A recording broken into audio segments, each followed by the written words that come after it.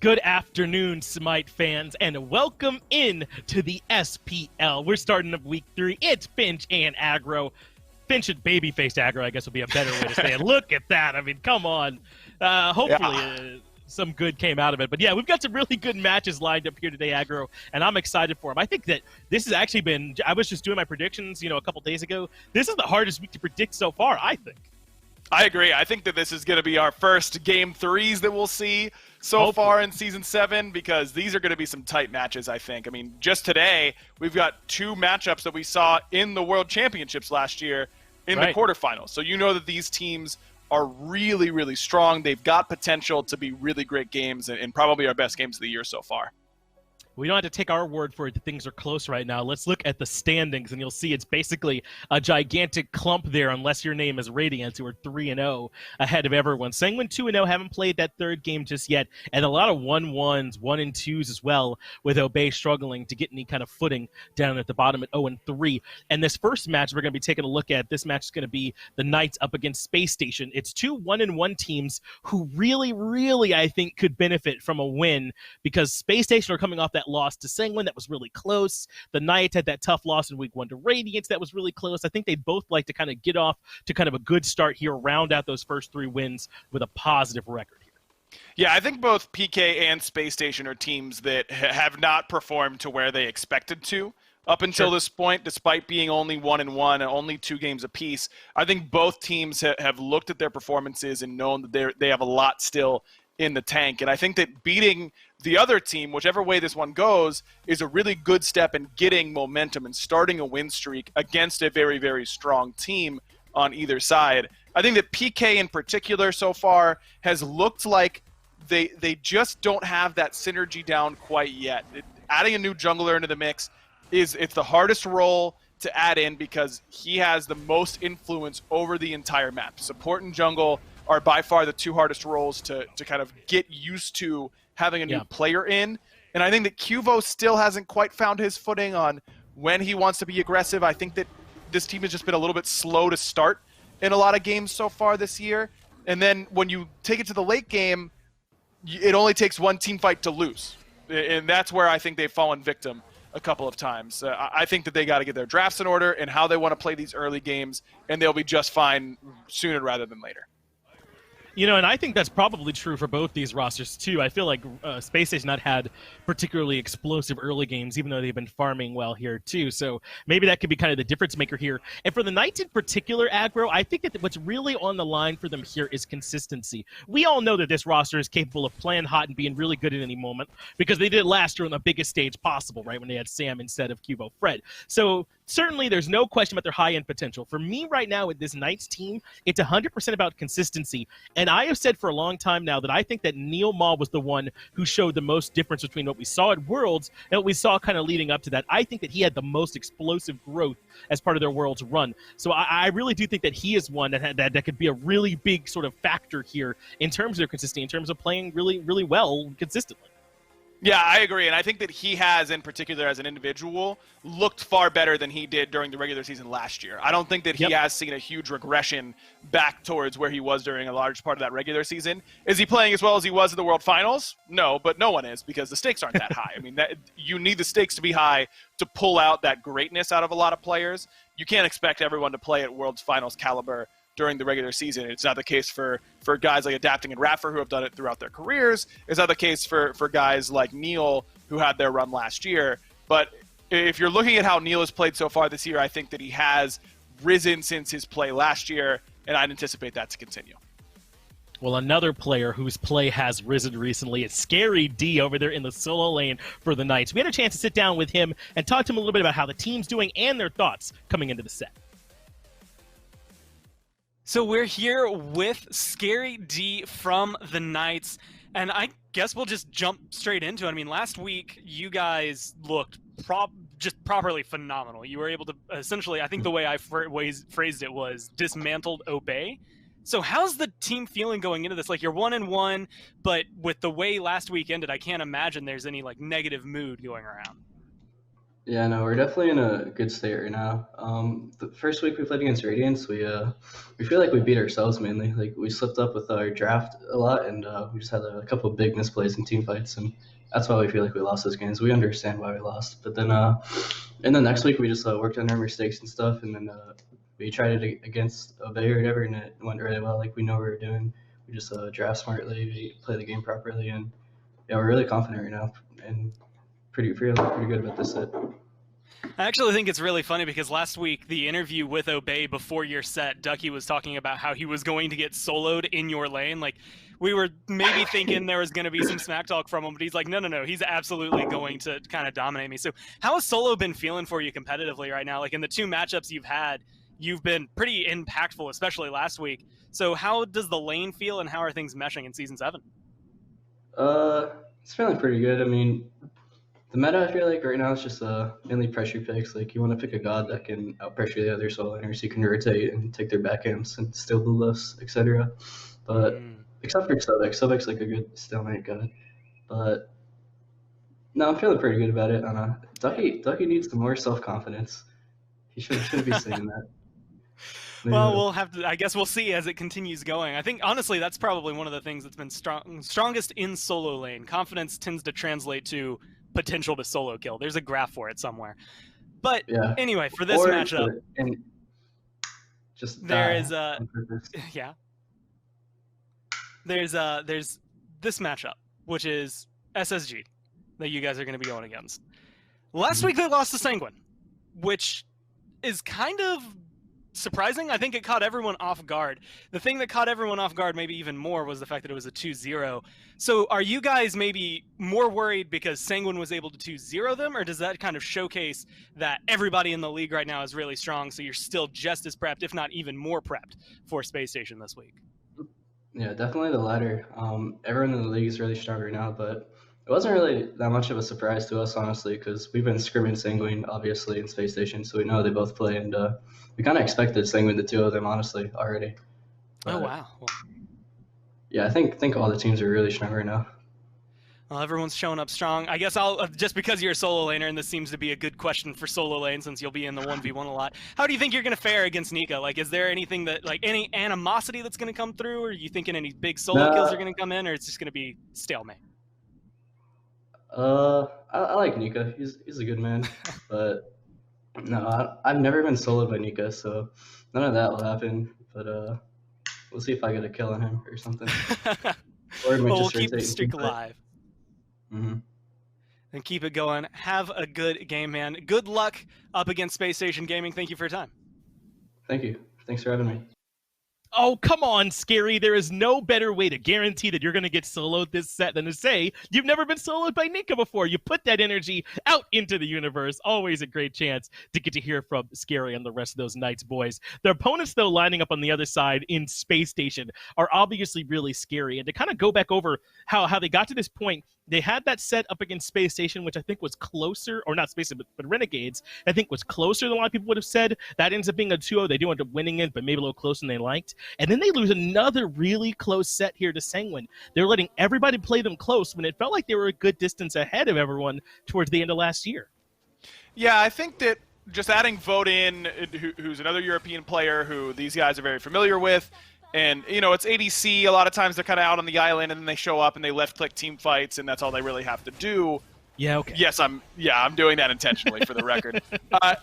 It seemed like it was going to be an easier plug-and-play than, say, QvoFred joining PK, but I think that the way that Space Station played last year, remember that they came into this scene a little bit late because of their visa issues, showed up, got really red hot, then cooled off pretty considerably, and then they set a meta and were the leaders in that meta. And that's what allowed them to be the best team in the SPL for a while. I feel like they're struggling to find their footing in this meta and really figure it out. Do they want to just follow what other teams are doing? Are they trying to set it themselves again? And I think that tension there with this team is causing them to look a little bit weaker than what we expected. But I'd anticipate that it's only a matter of time until they figure something out and they're right back towards the top of the standings. This is the kind of roster that you can't just count out. And I don't just mean in terms of being successful, but I mean in terms of being one of the best. And Scary D in particular has already mentioned Nika and how maybe that solo kill's never happened. So I wonder what's going on with him. We've got Nika, who already had his interview, standing by. All right, I'm sitting down with Nika now from Spacestation Gaming, and I will say that things have been kind of surprising around Spacestation. Obviously, you guys have a lot of powerhouses on this team, but specifically when we look at last week, I don't know if a lot of people were expecting a loss to Sanguine, let alone a 2-0. So I want to know how's the team feeling going into this week, just in general. I think we're still feeling good. I think mainly we can look at weak preparation for the bad result last week, and we all knew that. We all knew that we were in a bit of a slump, I'd say. And last week we just practiced a lot more seriously and made sure we're ready for this week's games. Well, that's actually, I think, the biggest thing. This week, you're going up against the Knights, and they looked amazing last week. Now, there's conversation to be had. Were they really well? Was Obey maybe a little behind? Either way, they just controlled those games. So when you're going up against them, what exactly are you looking at as maybe their strong suit? What's their weak point? Like, where are you looking to win this game? Well, I think what we're mainly looking to do is make sure they don't get as much side lane pressure. That's where I think they are strongest. Like, even last year, if you look at how they play, it was always around like making sure they're on time for buffs and invading and just looking to shut down either side lane and play off of that. So I think as long as we control that factor, we can like do well late game against them. Well, lucky enough, I guess you have one of those jobs set to you. You get to control one of the side lanes. How do you think you're going to fare in lane versus Scary D? After just asking him, he had said that he couldn't remember a time where you had soloed him. Do you think that's going to change today? I don't know. I don't think so. Solo killing is one of those things which doesn't happen unless you mess up too bad, and I think both of us will be probably chilling in lane, or one of us will be getting more pressure and the other guy's just sitting under tower, so I think it'll be a pretty stale viewing experience. A nice, stale, quiet solo lane. Let things happen in the other lanes. You'll just keep them corralled and keep your side lane under check so that you can't be for blame. Either way, it's going to be a fantastic set. Good luck in your games today, and thank you for your time. Thank you. Well, you heard Nika say it there. He feels like those side lanes are going to be important in particular, and I think that he's right. Controlling Sanguine's early farm is really critical. Remember, even when they had their game that they won recently, or not Sanguine, but controlling the side lane farm is pretty critical. Even when Sanguine had a bunch of early kills up against this Space Station roster, they weren't getting that far ahead in farm. And I think that's because Space Station does do a really good job making sure you're not getting these repeated buff invades. If you think that's going to be part of the key to success here for the Knights as well, I think that plays to one of their strengths. Absolutely, and Cherryo is always one that's going to be in your jungle trying to get these lower impact invades off, and maybe this team doesn't stand on your red like PK might do to you, but he's going to be on your back harpies consistently. He's going to make sure that he's trying to not take as much of Dardez's farm as he can, and that Dardez continue to get ahead. I'm really looking at how this matchup's going to go between Paul and Dardez in the mid lane, two of the guys who are considered the top tier in the mid lane in the SPL. I can't wait to see what happens.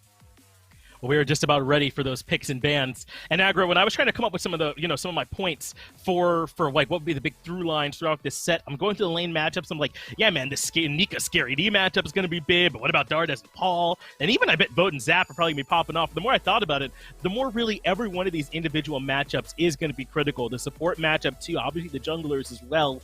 This is a team. These are two teams where I don't think on paper that you can say coming into this one that one team has the other one tremendously outclassed. This is really going to come down to execution, to the rosters, to your drafts when you get onto the battleground and minutia. I expect this one to be a really close.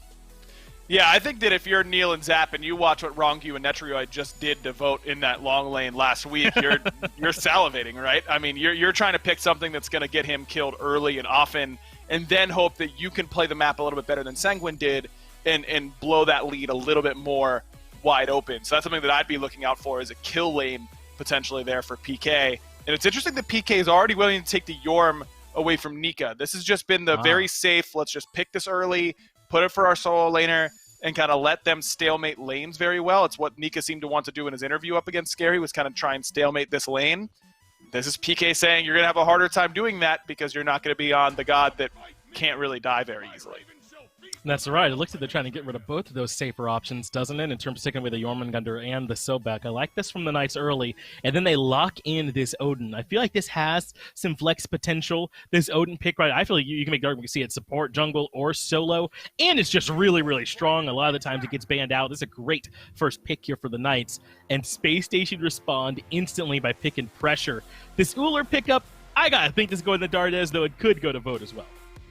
Could go either way, and it's something that PK has prioritized pretty heavily, so I like Space Station taking it away from them. And I love this Yorm ban if you're planning on first picking Odin. If you think that SSG is going to leave Odin open, Yorm really counters Odin effectively because he knocks down that cage so quickly with those auto attacks that if this was in your game plan that we might leave Odin open, banning away the Yorm makes even more sense, even past what I was saying earlier on.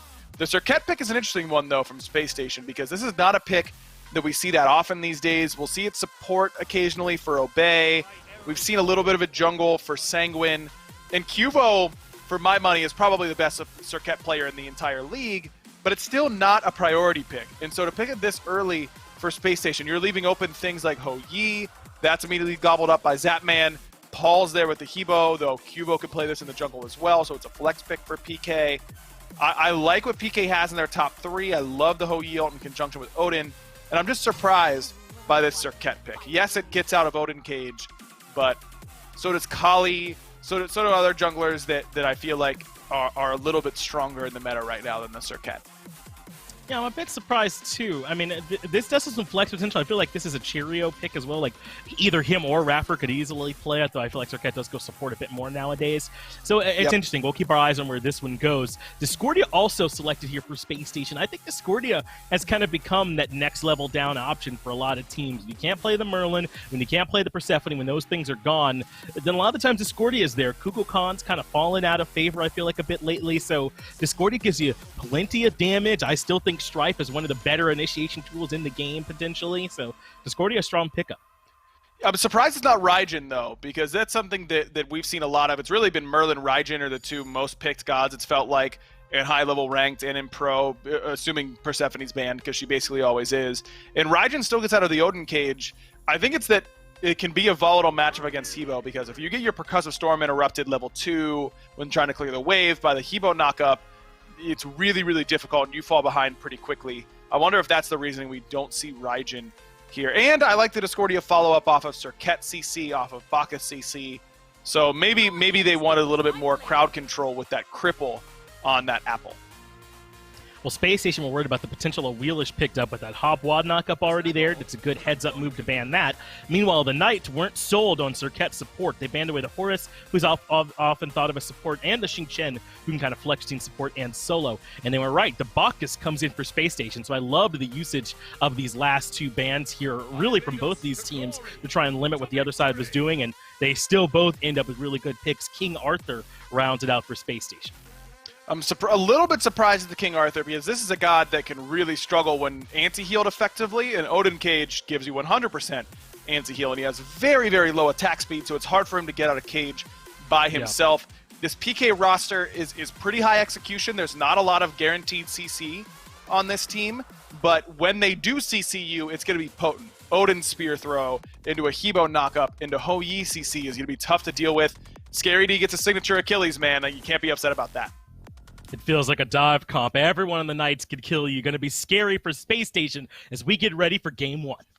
Yes, we do. Thank you so much, Finch and Aggro on the desk. Into the first game between PK and Space Station we go. Mifflin will be joining alongside me. And Miff, honestly, this is a throwback to Worlds to an extent. Both these teams having an interesting start to the league so far. Neither really performing as we probably expected with how Worlds went for them. No, they haven't had that breakout performance just yet, but I am so excited to see this duo lane matchup shown immediately. I think iRaffer is going to be very important for his team. He's going to have to shut down that Paul on Hebo, and that's a decent pickup. Bacchus has one of the most potent CCs. He's already aggressing on a Neil. That's an early first one. Yeah, straight away going down. When I saw Neil's health bar there, I was like, I don't know if he's going to be able to get away from this. And that flop in from iRaffer was beautiful. Vote now on the aggression will land that axe and force that man to use the beads early on. Pressure for Space Station off the back of a PK attempted invade. This has not worked out well for PK early.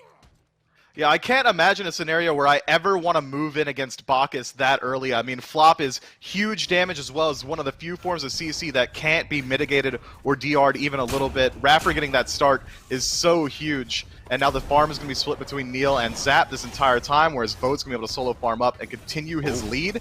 This Uller is going to be a lot of trouble.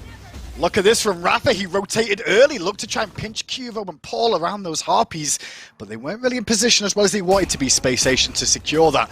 You did mention CC a little bit there as well, Myth, and I do want to talk a little bit about how CC heavy the Spacestation composition really is. I mean, there's a lot of CC on this team. I mean, you've got Strife from the mid laner. You've got Serqet doing everything that Serqet does. Bacchus flop, always going to be a fantastic initiation tool. There's a lot of ways for Spacestation to lock down the enemy team. However, PK, what they lack in CC, they bring in spades with damage. I mean, Pele, Hebo, all these gods are going to be able to deal so much damage that it's kind of risky to move in at all. Yeah, I think the biggest issue, though, is that what you mentioned there, you know, the Pele and the Hebo there, both of them are going to be a little bit susceptible to that CC. They're going to have to be very careful about when they choose to go for the engagements and wait for those sort of CCs to be unavailable. That's true, but their engagement is not bad either, PK. I mean, they've got Scary D in the front line as well as Neil able to peel out the back line or continue aggression with them. I mean, PK's roster and their draft, rather, is incredibly potent. It's whether or not they can get to that late game phase. QvoFred and Paul both need to hit that 25-minute mark so that they can really bring all the fruition that their gods can do. I mean, there's a lot that needs to line up. As they said on the desk, it's a very execution-heavy comp. So if they can make it through this early game, I would have to favor them towards that later mid to late game phase. Always nice to see the duo lane starting. There's a duo lane again in Season 7. On the right-hand side, though, the junglers will just helping with those blue buffs as well. And talking a little bit more about solo lane, Scary D up against Nika. I do want to see if, you know, Nika goes for a solo kill on Scary now, after Scary's comment about never getting soloed by him. But it's definitely, like, the talk there about pressure and the importance of getting control of this lane to try and continue a lead and pressure into the jungle is rather important for them. I mean, PK is a roster that we see that even when Scary D gets ahead, he doesn't really rotate out of lane so much. Solo laners really have two trains of thought. Either they get a lead and they rotate towards mid and try and put their mid laner ahead, or they pressure between the towers and try to bring people to them. Scary D's definitely belonging to the latter camp. He loves to play that proxy role, play between the towers. We even see him at the Phoenix occasionally. So I imagine if he does get a lead, it won't really affect this Discordia too much unless they rotate towards him. Talking about rotation, here comes Cherryo, and right behind him is Raffer. Focuses towards NeilMah, who jumps away. Raffer's there looking for a stun with the belch. Won't be as clean as they want it to be. A bit of a distraction from everyone, but the damage from Vote! That's how you answer back from the Sanguine set for Vote here. 2 kills early on, and I was about to touch on the fact that he'd already been back and got the Transcendence. Meanwhile, in mid, PK trying to get the pressure onto Dardez now, as there's so many members of Spacestation and left. But a great start for Spacestation in the dual lane. That is a fantastic start, but Vote can't rest on his laurels. Pele is going to have that huge gank potential. If Vote ever uses the jump, Pele's going to be able to chase it down with the ultimate. There's a lot of ways to put this Uller back into the dirt. Unfortunately, though, a 2-0 start, already have your Transcendence at 4 minutes. It's going to become harder and harder. And Neil didn't see Raffer coming around the corner there, so can't keep the pressure onto Vote. Zapman at half health, not gone back to base just yet. Wants to try and get as much experience as he can, so Purple will be dropped down here, be able to get back in lane for that farm too. Support still both at level 4, as it stands for the time being. Shows they're just giving a bit more of that farm towards the Hunters, making sure they hit those level 5s, that edge earlier for the safety factor. Sure, doesn't really matter for an ult, mind you, but it does matter for Zapman and having that ultimate available. That ultimate is going to be huge. I like that Neil is sitting in this lane a little bit more. He knows that Vote has such a huge lead that you really can't leave Zapman alone. I mean, one of the few gods that can fight into Uller is Hu Yi. However, with a 2-0 start, 5 minutes into the game, it's very risky to leave him alone there. I imagine we see Neil continue to sit over there for a little bit longer, maybe until level 6, 7, or 8, and then we start to see this rotation towards mid and get that traditional 3v3 going. Both solo lanes now have their Glad Shields online, still part of the core builds for a lot of the gods in the solo lane. Not as, you know, potent as it once was, but still pretty effective. Mid lane, meanwhile, bit of a difference in boots there between the two mages. Paul, for the extra lifesteal, has gone for the shoes of the Magi, whereas we've got Dardez with those cooldown boots. I guess he really wants that extra cooldown on this, you know, on this Discordia in mid. He's already got 20% online now. Yeah, Discordia does benefit a lot more from the CDR. It doesn't really surprise me that we're seeing Shoes of the Magi picked up, but the shoes of the focus on Discordia, rather, doesn't surprise me. Paul picking up the lifesteal boots, I mean, it makes perfect sense. His cooldowns are already incredibly low, and now he's going to have that survivability and additional lifesteal. I mean, Hebo is so potent, especially considering all the lifesteal changes. Nika had a bit of pressure there in this lane, but just overextended. But it looks like Qvo's not done just yet. He realized there was a perfect opportunity to jump on him with the ultimate. We saw Nika use his ult a little bit early to create distance, but that just gave the window a little bit more for Qvo to realize he had that moment. Great little play then out of PK to find an answer towards at least something the Space Station has been doing so far. I'm not willing to count that as a solo kill just yet. A little too much help from the jungler. However, Scary not died yet, but there's a 4-stack from Space Station on the opposite side of the map. The purple buff should get contested here. Yeah, Vogue going to start to clean that up. Cherryo here, and so is Dardez. Paul still in the middle lane. You can see the wards giving full vision of what's going on. Nice little strife out of Dardez, and Vogue gets himself the 3rd kill of the game. Really is a great performance from him so far, because sometimes when you have a bad set, Myth, it can really get in your head, you know, going into the next one. It does. It's so hard to be able to just shake off any sort of blues that you have in the last set. However, I think Pittsburgh Knights are doing incredibly well of maintaining this gold deficit. Yes, they are 500 down, but considering Vode is 3-0 already, there's only 1 kill on the side of PK, and they're getting invaded, this gold deficit isn't too bad. Only 400 now in favor of Space Station. They're going to need to push it a little bit further, and they can, absolutely, because they have all this aggression. They've got Raffer on this Bacchus, able to do just about anything he wants, as well as being a pseudo-secondary jungler at this point. I think the biggest difference is all those kills so far have come to NeilMah on this Odin that was first pick. And end of the day, if you're going to have someone die in your team, whether you want to or not, you'd rather it be the support player rather than one of your carries. And now PK, though, on this left-hand side, going to rotate around, looking to try and get some deeper wards to create some vision, to give a bit of an idea of his Space Station, to keep this aggression on the left-hand side. And that's where the focus has been from SSG so far, towards this duo lane. I mean, it makes perfect sense to me. If your boy is popping off in the duo lane, might as well continue to enable him, and that's what SSG is doing. However, I would like to see Neil move around the map a little bit further, maybe even move in towards that King Arthur in the soul lane, because that's the only one he really can have as a cage target. As of yet, they haven't had to be able to use that at all. I mean, everyone on the side of the Space Station, besides that King Arthur, has escape ways to get out of the ultimate. Neil hasn't able to use it very effectively as of yet. However, it can continue to go down that mid lane phase. He can try and force out Discordia's jump. The pressure from Odin isn't completely locked into his ultimate. I think that's the biggest issue here, Myth, as well, because of that Odin pickup in this game. They first pick it, and immediately the way Space Station respond is they take a lot of gods with escapability from that cage and not as much of a worrisome. Sure, they'll still take damage this time and day as Neil gets aggressive towards Cherryo. Big rotation now coming out from PK towards this right-hand side, and Space Station starting to answer back. Looks like an invade towards the blue buff is something that's going to be coming into play a little bit more here. But with Space Station being here in numbers, the pressure's relatively safe for now. It makes sense to me that PK decided to back off there as well, because Scary is around 50% health. You're not feeling too confident moving into the blue buff. However, Neil... On the rotation again, beautiful play out of Vote. Just rotates towards this area, hits the axe, full combo connects, and Neil is not having a good day at the office at the moment. Red buff now invaded by Space Station, and that's a nice little pickup for them. Not giving it over to anyone just yet. I think they're going to try and wait for Dardez to sneak on round, but he might not be in position to do so. So it could just be a dreamland for the Bacchus to be able to get himself a red buff early on. An early red buff indeed. Neil needs to slow down this bleed. He's been getting picked out a little bit too often. I mean, a lot of that is due to the fact that Raffer's there, but Nika is seeing some aggression. Yeah, QvoFred once again in the lane looking for another pressure gank. Execute from Scary does not find its mark, but the tanking, the juggle was okay for the time being from PK. They won't find the kill, however. Nika will be fine. I'm surprised he's not backed, however, but he's not going to teleport. I realize everyone else is backing, but look at this. Space Station answering back in spades. You gank the right-hand side of the map, we'll pressure the left and find ourselves a Gold Fury. An early Gold Fury at that, 10 minutes in. That's about as early as you're going to see it. That's huge plays. That's the age-old classic response to a solo lane gank, is just go ahead and pick up the Gold Fury. I mean, I'm sure plenty of people have been on the receiving end of that in a ranked game where your solo laner gets ganked and they just cry about how you're not on gold. Space Station not going to give you the chance to cry and pick it up very early on. Now, 2,000 gold in their favor, as well as having Raffer on this aggressive support, means that they can move just about anywhere they want. They can start ganking out that soul lane without having to worry about this objective being up. SSG's got free reign of the map. Yeah. It seems that way at the moment, Myth. And I think that's the one awkwardness when you're a jungler and you're trying to gank solo. You are giving up pressure on the other side, and you hope your team can kind of weather the storm of that pressure to an extent.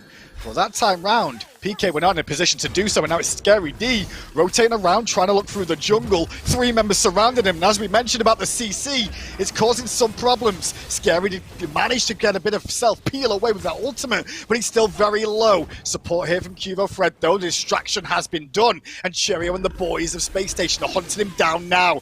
No further backup available, so Qvo forced to use the ult. PK survive, and don't really lose too much other than the ultimates there. That was a fantastic rotation from QVO, immediately transferring all of the aggression off of Scary D onto himself, getting everyone out alive there. Yes, you do trade out some of your ultimates, but getting out with your lives is so important. We'll point out he did use the beads there as well, Qvo, so he's going to be in probably farm mode at this moment in time, just for a while until either the ultimate or the beads come available once more. So Space Station can look to try and take some more aggression around that. Pyromancer is up and available, and with this many members on the right-hand side, it could be a look sooner rather than later. But Paul in mid lane, level 12 now, has that Bancrofts online. Not really seen him move around so far this match, Myth. Paul is very well known for the most part of just kind of sticking in that lane and not really doing too many rotations. And so far, it's not worked out well because he's still down in experience against Dardez here. He's down a full level at this point. Discordia is going to be able to rotate out a little bit more safely as well, considering she has some mobility in her kit. Paul sitting in that lane makes perfect sense to me. He wants to farm up for level 20. He wants to make sure that once he gets there, he's an absolute hand cannon. And I think he will be. If you take a peek at his build, that's likely going to be a Typhon's Fang finished up on his next back. Getting some additional lifesteal and pen. I mean, his power spikes are coming, and the second he does finish off that Typhon's Fang, PK can immediately start to look for some aggression. Double leaps in on NeilMah again. Pressure is on, but the shield from his health just keeps him alive for now. Able to leap away. Knight's trying to find something, though. Pyromancer activated and attemptedly done, but Nika just showing his face there will be enough to just push them back for the time being. At the moment, though, as you said, this is good control from Space Station as Vote should be looking at this tier 1 tower. Zap going to try and slow this down, but look at the wrap around the back. Cherryo is here, the leap is down. Zap drops the sums preemptively, trying to weather the storm and hold on. Does that. Vote looks for the axe, won't find it. Tier 1 tower is down, however. Zap did use his ultimate, but held onto his relics. But now the collapse on red buff is about to begin. NeilMah under pressure, but so is Cherryo. Scary D's rotation in has made a huge impact. He finds himself a double kill. Nika was in mid and couldn't be around that area. Both solos getting into the fray for a second. Scary still marching on with that blink, forcing Space Station back some more. I love PK's positioning there. Playing defensively in their jungle, knowing that they're going to rotate SSG, that is through that red buff off the back end of that tier 1 tower. I mean, I don't think any of them expected Scary to be there, but Paul getting so much damage off initially is what turns that fight in their favor. And now they get this Pyromancer for absolutely free. And this Pyromancer should at least close the gold gap just a little bit more. It's not a ton of gold you get from the Pyro, but it's a neutral objective that will help with this deficit. Gold difference now around 1,500 as it stands between the two. This is still anyone's game. If you mentioned, Pittsburgh Knight's composition here is very much scaled towards the late game. But I guess same could be said for some of the Space Station members here. I mean, some of those are going to be useful. I think Vote is the only one that's really going to fall off considerably as the game goes on. Vote will fall off slightly, as will Serqet, as she's going to have a hard time moving into these team fights once they group up and start playing as 5. But Scary D now under this tower. Nika looking for that solo kill. Yeah, it looks like he heard the word and now he's trying to get the bird, but Scary too quick. Forced to blink out of Nika looking for that solo kill. But it will cost Scary his ultimate for now. 13 seconds on his teleport being back up. He'll be okay to probably limp back to base sooner rather than later, but a bit of a chance for some of that minion wave to whittle down the tower. Fury spawning again soon though. Oni Fury at that. And that could start to make a bit of a difference now because the tower's being susceptible in these middle areas, at least on Pittsburgh Knight's side, could be a bit more eventual gold into the coffers of Space Station Gaming. Yeah, PK can get this gold free, they can test it, but they need to win the fight cleanly.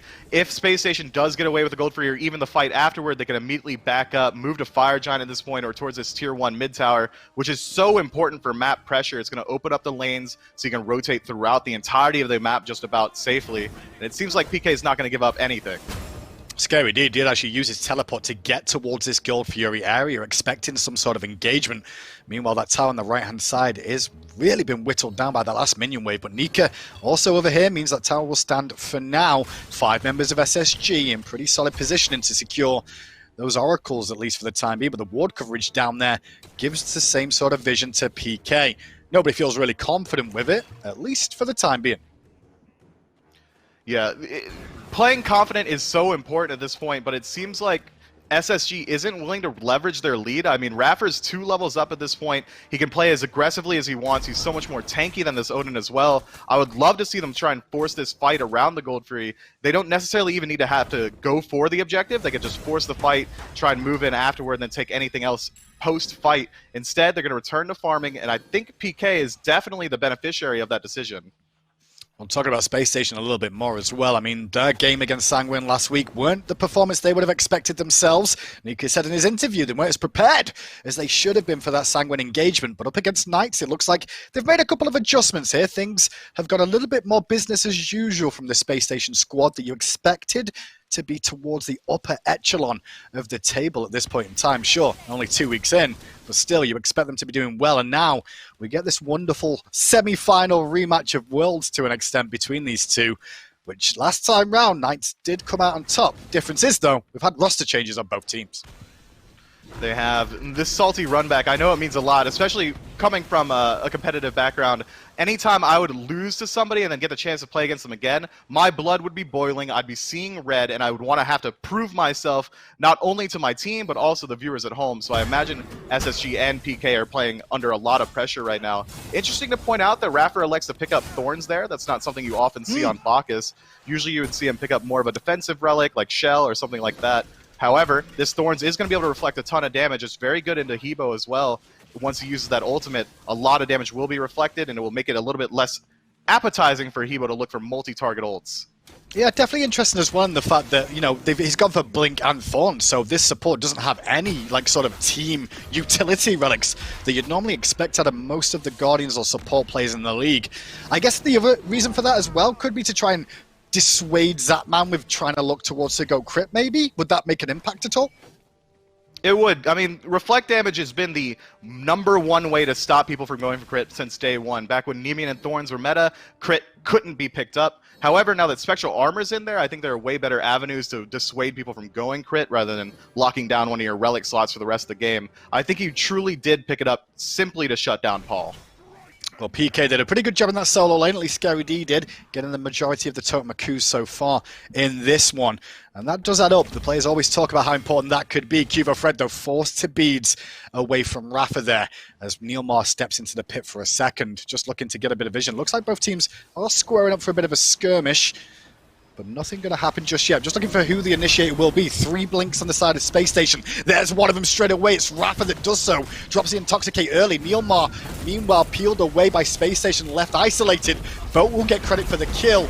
Meanwhile, at the same time, Raffer ends up getting pinched by that ring and unavailable to get back towards his team. So support for support down.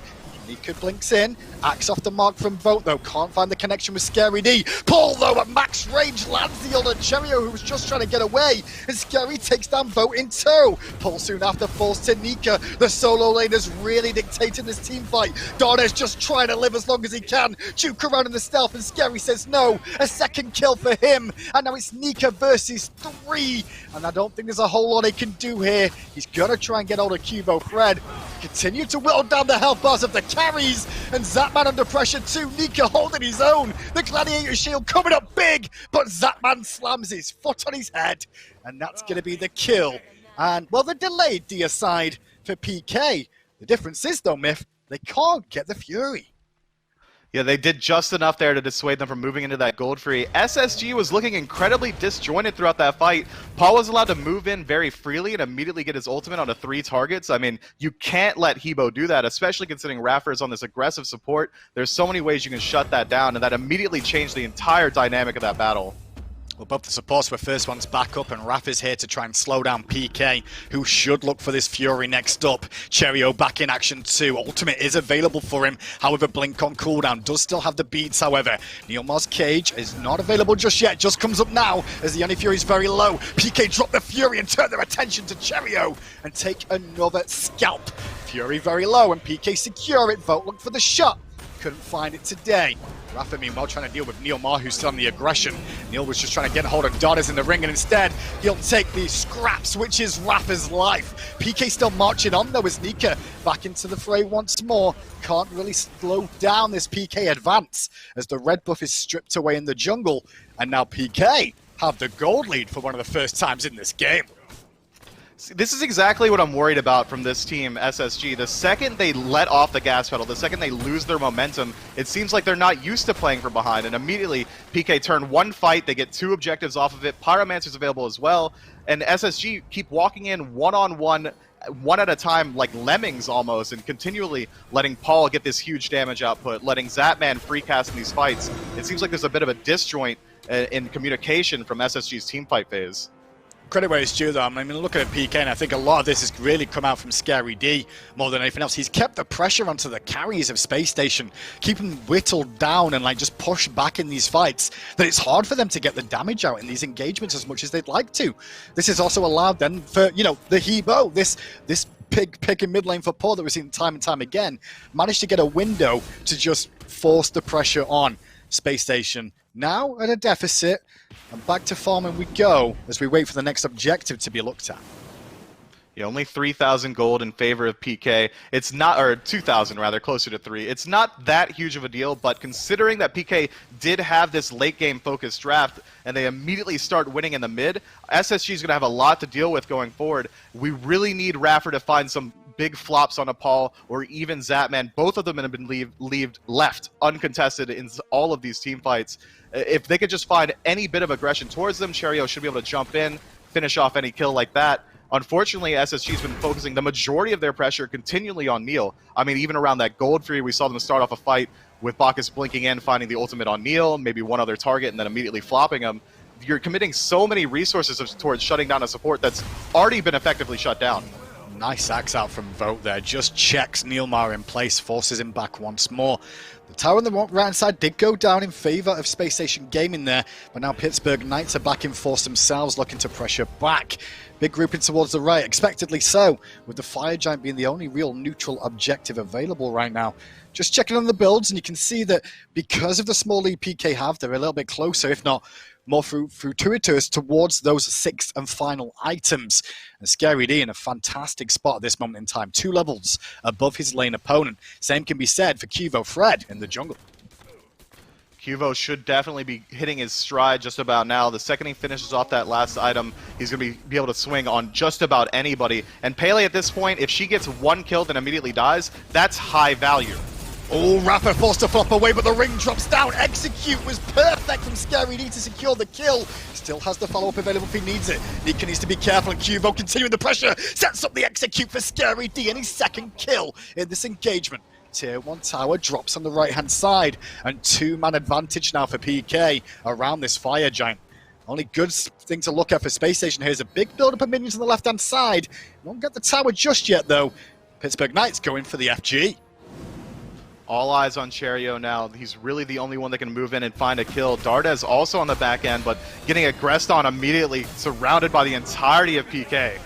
Oh, we bought a bit of time for his team, though. Cherryo gets in, gets zapped, and NeilMah too. Paul Fanning takes him down, though. 2 for 2 exchange. Now, though, with Dardez back, Vote back in the fray. Blinking from Scary D keeps the pressure on, and they're not done chasing him down. Beads have been burnt to avoid the knockup, but that doesn't prevent the damage out from QvoFred. PK are in control of this game now. They're really forcing Space Station to take engagements that they shouldn't be. But Raffer's going to go in to slow this down once more. Thorns used to try and reduce some of the damage output. Tier 2 tower being whittled, but not enough. PK falling back. Respawn's coming through. Nika back in action. I mean, that's about as well as SSG could have hoped that engagement went. The second they moved in towards that fire, they have to know that PK is looking for the fight. It was a 2v5, and they got 2 return kills, Dardez and the jungler Serqet Cherryo. I mean, that is very ideal. Now the tier 2 tower gets defended, Fire Giant's still available, and the rest of the team is spawning. It's going to return this game to a point of dancing around the Fire Giant. PK still favored in the fight, and it's only getting worse. 4,000 gold now in the lead. Paul not going to stop hitting his stride at any point, about to finish off some of his last items. I mean, he still hasn't been on the receiving end of any of these Bacchus flops. I understand that it's very difficult for Raffer to move forward, especially considering Scary D is doing such a fantastic job zoning out the backline. But something has to change for SSG if they want to start taking these fights and winning them. There's still a good situation, though, for PK to be in here. I mean, they managed to get both relics out of Dardez and out of Vote in that engagement. So this window of opportunity is really wide open right now. Fury started up by PK. Primal Fury will help him around the FG. Surprised they didn't look towards the FG, though, with how the last couple of engagements went and that relic situation. They're playing it relatively safe here instead, so they'll take the Primal Fury and a tier 1 tower on the left-hand side. Spacestation Gaming really on the defensive at the moment. Stripped down to just their tier 2 towers. And what can they do to get back into it? Are you really looking at just getting to Paul more than anything else here, Myth? Is that the linchpin that PK have? If you can get to Paul, that means you're already in a good position for the rest of the team fight. If you shut down that Hebo, that's the majority, if not all of the burst damage that PK has available. And then from there, they can start to fan out and move in towards shutting down Zapman or moving in towards anyone else. I'm seeing way too much aggression focused onto Scary D and Neil once the team fight starts. Yes, in disjointed disengagements, SSG is able to find the decent flops. They're able to find these huge engagements. But every fight that SSG's come out ahead, or even rather, has already been off the back end of a deficit. They can find the 2 for 2, even though it's 2 versus 5, but they need to start taking these 5v5 fights more intelligently. A lot of that can be won through the ward battle, but PK has been doing a fantastic job of maintaining that defender's positioning around every objective that they take. SSG really just need to find one huge burst potential onto the hyper carry and then start to win the fight from there. So positioning going to be important then for PK, at least for the carries on the backline, to make sure they stay away. And the awkwardness is there's 3 blinks, so it makes it even trickier for PK to stay alive in those engagements. But so far, so good. Now with the minion waves being whittled down, everyone's just waiting for the next opportune moment here. A bit of a stall-out positional battle. No one really needs to do too much farming as everyone now level 20. Experience matters less and less. Gold still important though. A couple of important items potentially still to be finished. But just look at that rally. Sorry, look at the ward amount in PK's inventory here. Everyone with sentries just ready to get full vision of this entire area. Not only do they have wards in their inventory, but they already had the wards down on the map. So if SSG move in to try and counter ward, PK's already going to have them on deck to start to shut down the vision from SSG. I like this decision from PK to go ahead and try and aggress under this tier 2 tower. It's already half health, so it should be an easy objective to take. And if they get any sort of pick off the back end of it, they can immediately move in towards this Fire Giant and start opening up the map further. Just going to be a little bit careful about a bad fight because that could roll into an FG. Rapid to the back though, gets towards Zapman. Good blink in and Intoxicate too, but Zap stays strong here. Hasn't used a relic just yet. Has 2 of the beads though on the flop, and it's Rapid now overextended. Scary gets credit for the kill. Zap gets ulted by Cherryo after the beads are down. Dardez picks that one up.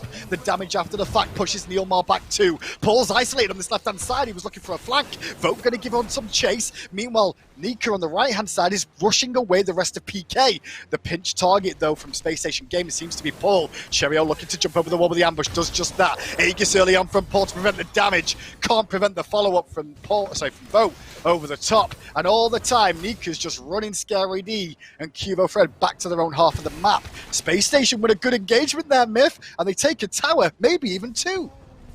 That's all off the back of Raffer's aggression on a Zapman, immediately splitting up the fight. Half of PK moved back to try and defend him. Let's hold that thought. This tier 2 tower getting contested. Yes, Scary D jumping in, slowing down the progression a little bit more so. QvoFred, with an inch of his life, has to ult defensively away. Cherryo wants to give some chase. Good stun out, and NeilMah prevents that. Tier 2 tower have a different story. Great body block out of Cherryo to stop Scary D escaping, but the shot from Nika just off the mark for the stun. Scary D will slip the noose for now. Tier 2 tower falls down, and Space Station immediately swing towards this left-hand side. Red buff available, maybe even this Tier 2 tower.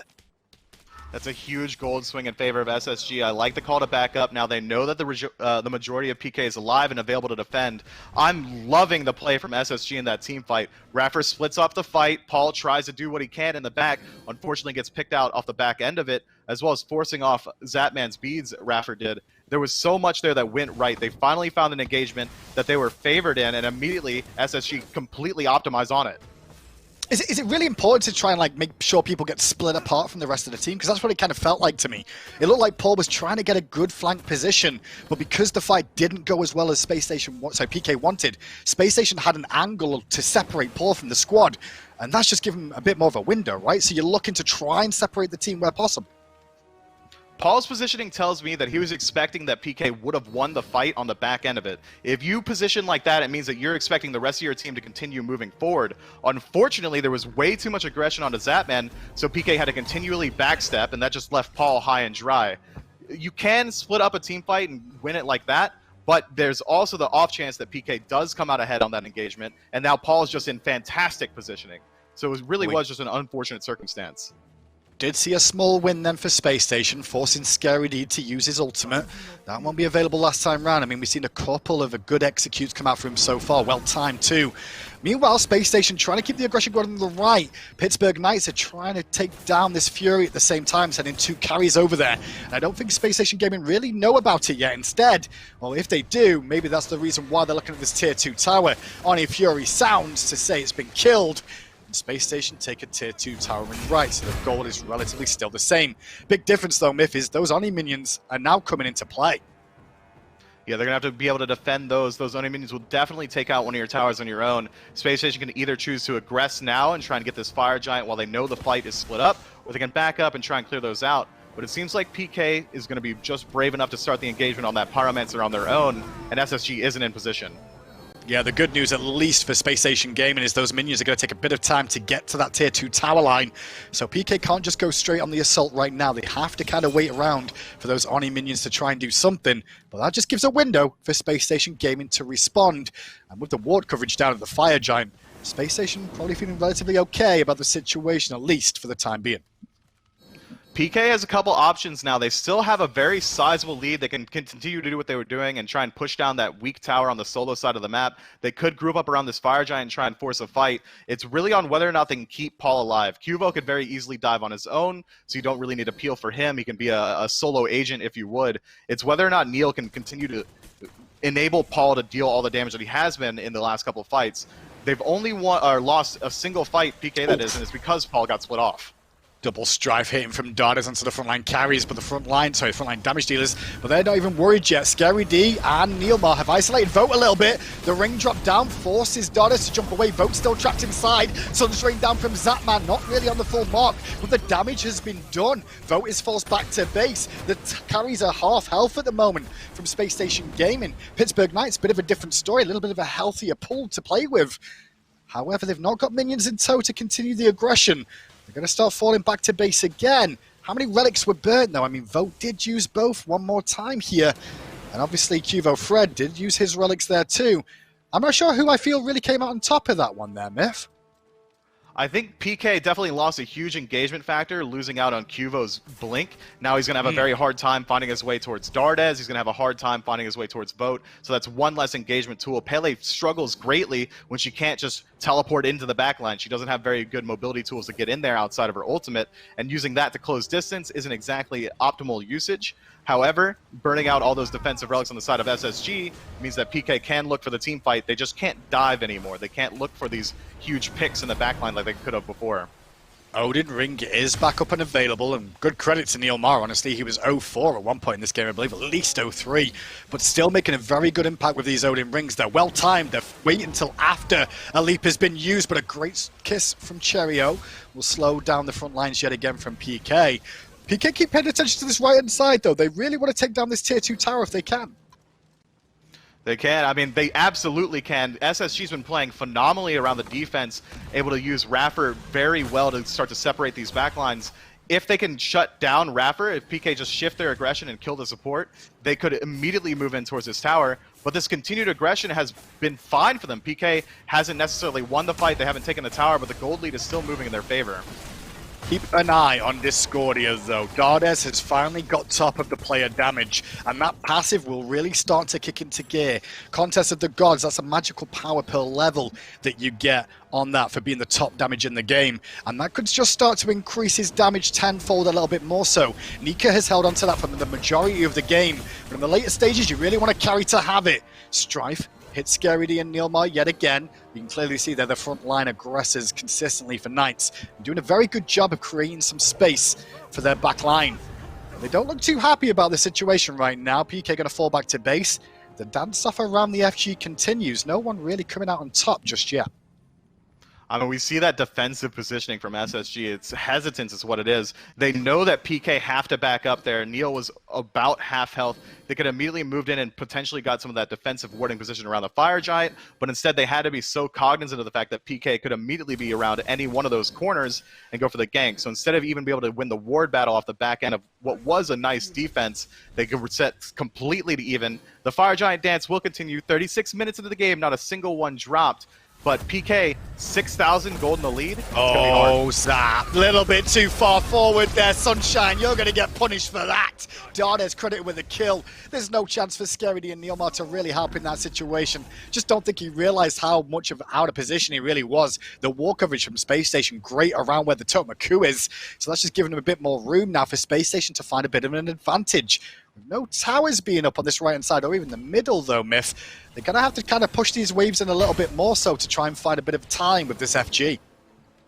Normally when you see a pick like that, Zapman getting picked completely free, you would see them move in towards the Fire Giant, but I like this call from SSG to start to pressure down this Phoenix. They know that despite the fact that it's a 4v5, PK have a huge lead, and Paul is still alive, so they can't just defensively move in towards the Fire Giant.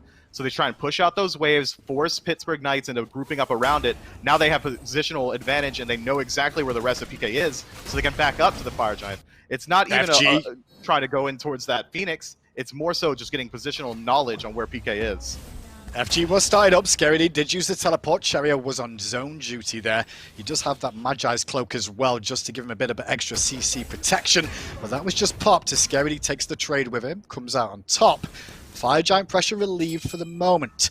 But everybody on PK now back in action once more. Pyromancer goes the way of Space Station Gaming. Everyone's a little bit worried, I guess, about the FG contests at the moment, Myth. Nobody really wants to make the mistake of, you know, not securing it, giving a window for PK, and rightly so. I don't think either team has the best secure in the world for the FG. I mean, outside of maybe the Hobwa Ultimate, right? But do you really want to use that on the FG? I'm not so sure. Losing that ultimate is so much team fight pressure lost. However, Paul on Hebo does have fantastic confirmed tools outside of it. Water Spout and the first ability as well. Those are joked around in the SMITE community. We say that Hebo has 3 ultimates, and it's very true at this point. I mean, we see him swinging for 1,000 with that 3-second cooldown. However, look at the other side. SSG has Dardez. There's just about no confirmation factor, so they can't take a contested Fire Giant. If SSG wants fire, they're going to have to win a fight, and they're going to have to win it big. And a big point I'm seeing here as well is the amount of Furies. There's 2 Primal Furies for sure that have gone the way of PK now. And that's going to reduce the amount of damage they take from that FG as well as the damage they do to it. And that could come into play if these dances continue. It means the window for them to take down the FG just gets a little bit easier if PK find one.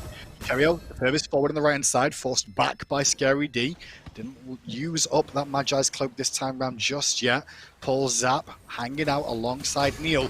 As in goes Cherryo, looking for a pick on QvoFred. Quvo's held onto his beads, well, hold on to his life. iRaffer gets credit for the kill, the Intoxicate. The ring down from Neil was good, but no one's there to follow up, so Neil's just busy, keeping a couple of guys trapped in a ring. Different story for the backline of PK, though. They all got whittled down a little bit in their health bars. And Space Station come out on top. Cherryo back to base, rest of Space Station. They can look towards the FG now once again in a potential 4v4 until Cherryo gets back in action. They still have to be worried about Paul's ultimate. It's still available, but I'm loving the positioning from both supports this game. Neil does a fantastic job of splitting the fight with his cage, but unfortunately Raffer's doing the same on the back end, so no one can follow up on it. Scary D going to walk on in. NeilMah presented the option first of all and the belch. But now Scary D going to get stunned. Flop from Raffer just a little bit too late to follow up. Bit of a mistimed situation from SSG. He does force Pittsburgh Knights back one more time, however. Raffer will take a trip to base, probably pick up another ward or 2. One of the only ones in the game that still needs a couple more items in that category. Fill up that item slot eventually. Going to be a Stone of Gaia, which I love the pickup of. Don't think it's utilized as much as you would expect. That regeneration really does help out supports. Not only that, the passive will be okay against the likes of a Hebo. I can sense you smiling. The amount of times backstage you've told me, man, I wish people would buy Stone Gaia is staggering. So I'm glad you're finally seeing it in game. In fairness, it's in certain situations I think it's viable. The regeneration, for one, it's got 400 health on it, Myth. 400 health on an item. That's pretty good. I don't care what you have to say. 400 health's a lot. The regeneration is important, but then again, the knockup can be useful. Sure, it took nerfs, but it can help out a little bit just to keep you in tow a little bit longer here.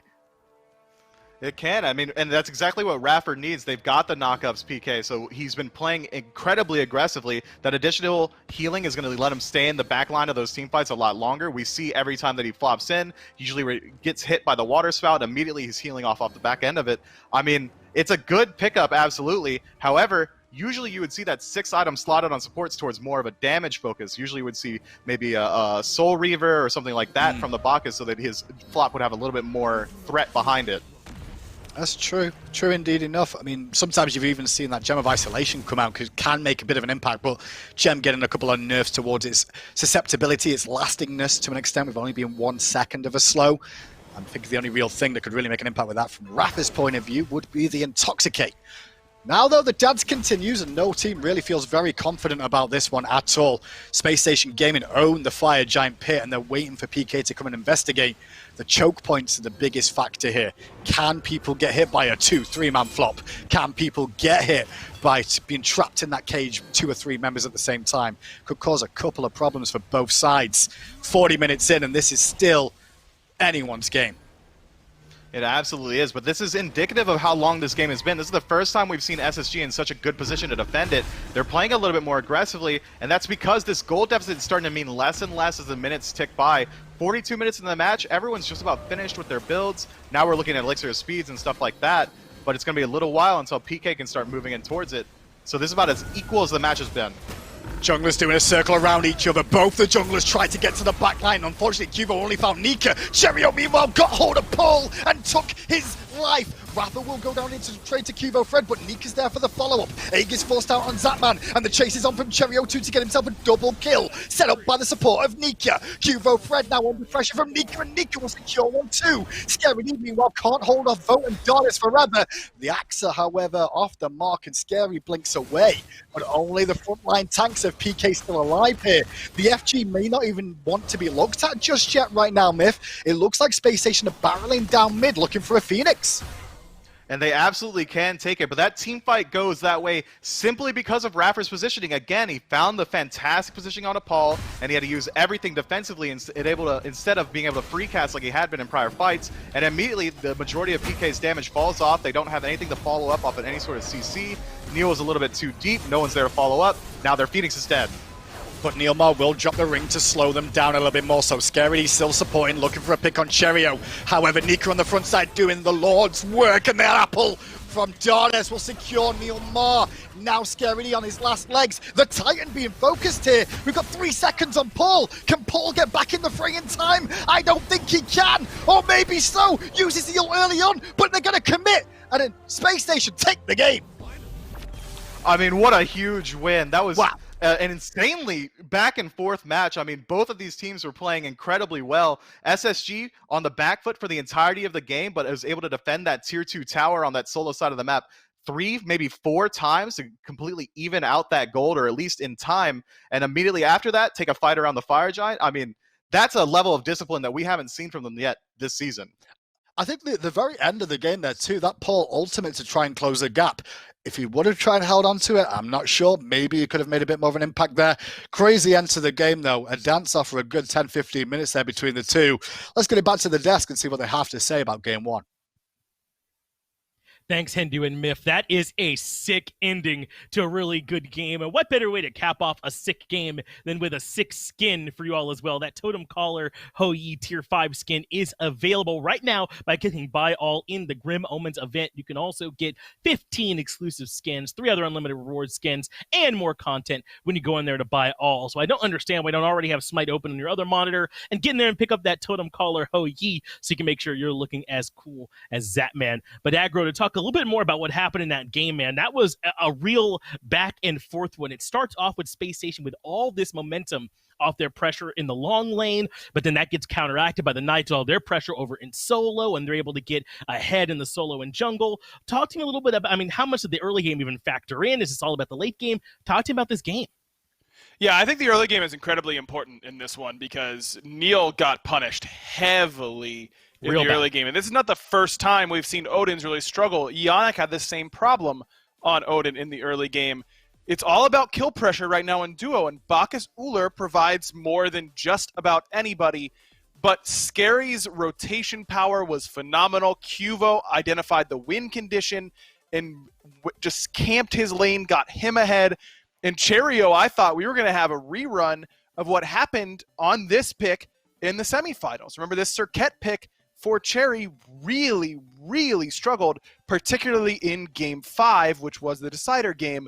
But the way that Space Station started to take these team fights and just split them up and take them as much longer engagements really, really benefited them. Because when it's quick and bursty, things like Hou-Yi Ricochet and Habwa damage are going to overrun you. But when you have this King Arthur who's there to brawl over a long period of time, CC wins over an extended period because they can beads your first thing and then try and kill you off of it. And then if you're able to reset, re-engage with that same CC once it's back up, it's going to be really, really difficult in order to find those fights. And when you look at the CC that Space Station had in that team composition, it wasn't bound to ultimates. It was all on regular abilities: Belly Flop, Axe, Cobra's Kiss, Strife. These are lower cooldown abilities that you're going to be able to reset and use. And I think that's the big adjustment that Space Station made. They understood that they didn't need to win the fight outright, and they needed to just kind of extend these engagements, take them a little bit longer to make sure that they weren't getting just outright one-shot by all the damage potential and all-in potential that PK's composition had.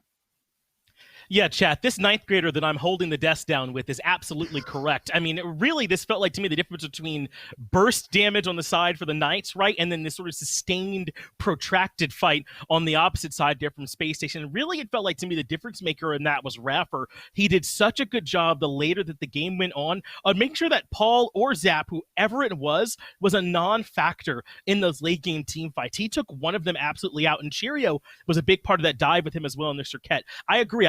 I was eyeing his build in particular. He goes third item breastplate into like the Relic Dagger trade. I don't remember if he went to Wingblade or Relic Dagger there, but he went to this really utilitarian build, and I was really worried about it, but that's because he was going to be this purely setup monster for them in the late game, hunting down these targets, doing the last bit of damage that they needed. I thought that Space Station made a great early game adaptation with their pressure, fumbled a bit in the mid game, but then the late game they were like, okay, we're not going to let Paul kill two people at the start of these fights anymore. We are dragging these fights out.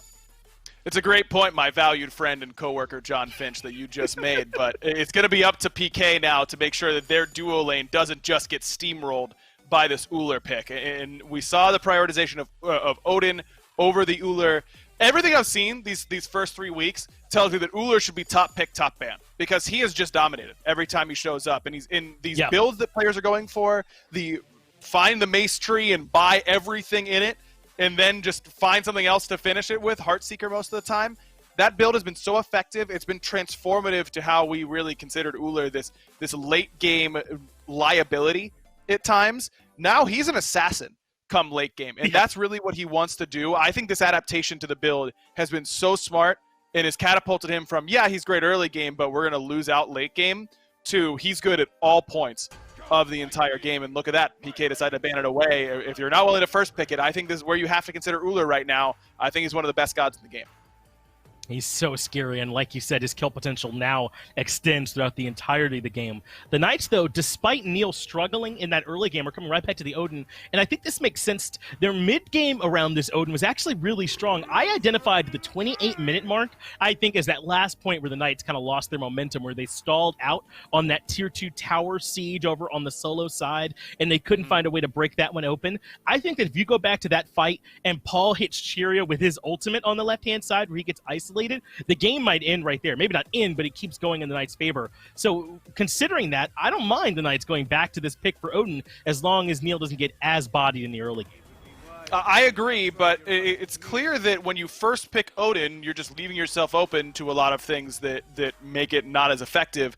Bacchus, Yep. and I love this early Hou-Yi pick to take it away from Zap. This is where I want to see a Willix, right here, because you already have great value coming out of it. You can pick knockups later in your comp to facilitate it a little bit more, but you know Space Station is going to be banning a Willix if you give it to that third slot, and you just don't end up getting to use it. Now, it seems like PK would rather take the Serqet, which I personally just don't think is nearly as good right now. Maybe they feel like Cherryo made a big impact in that game. I thought a big part of the reason why Space Station struggled through the mid game was because Cherryo really struggled to find the right targets. I think you're totally willing, and let's say you do pick a Willix in the slot, you're paying Cherryo to pick Serqet, right? It's just another pick that a Willix eats alive.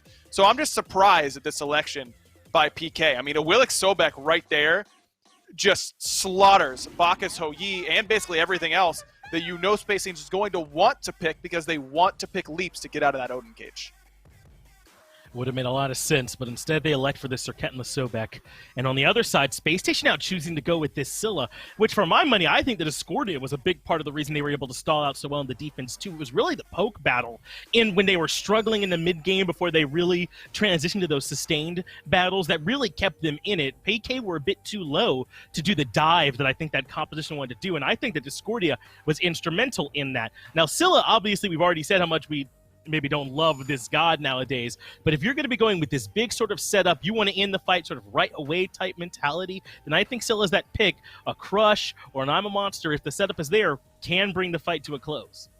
Plus, you love Sikkim against this composition, don't you? I mean, a root cripple against Odin, Serqet, Sobek is incredibly impactful, and these gods, all three, rely on their mobility to survive in these team fights. So they're going to be fairly tanky, at least for Odin and Sobek guaranteed. If that's Serqet not in the jungle, then she will be tanky as well. That percent pen coming out of Crush is going to be huge, and that cripple is going to be monumental. You've got pretty good setup with the Bacchus already. Belly flop into I'm a Monster is going to kill just about anybody and come late game. So I don't hate the pick here for Dardez. It gets out of Odin cage. It does all the things you want it to do against this composition, but still feel like it has inherent risk just by you're worried about losing a lot of red buffs anytime you have Scylla. Serqet's very good at invading because she has some of the best buffs secure in the game. I'm immediately worried about what Space Station's buff defense is going to be like on that mid lane side. Well, I like these last two bans from both teams. Again, the Knights recognizing that Space Station still need to pick something for Cherry, very likely, so they go to the Najah and Thorn, try and take away some of his comfort picks. Space Station recognize it's only these carries that are left with the Knights first one. So they take away Raijin, who's really strong. You highlighted him back in the first game picks and bans. And then Shibalatke, who I think's team fight presence gets understated sometimes with that ultimate. He's strong at multiple stages of the game. That does still leave the Hachiman open, who's a relatively safe pick for Zapman, and if Space Station are going to focus him like they did last game, then safety is the name of the game. And Paul's Hell gonna sneak its way in. This is something that Paul really likes to go to when they want to win matches. This could be scary. I like it. And wow, an Erlang Shen pickup. Looks like to be Erlang jungle here for Space Station. All the CC on SSG is very telegraphed. I mean, Bacchus belly flop is not the fastest ability in the entire game. Scylla's Sikkim, it takes a little bit to get there.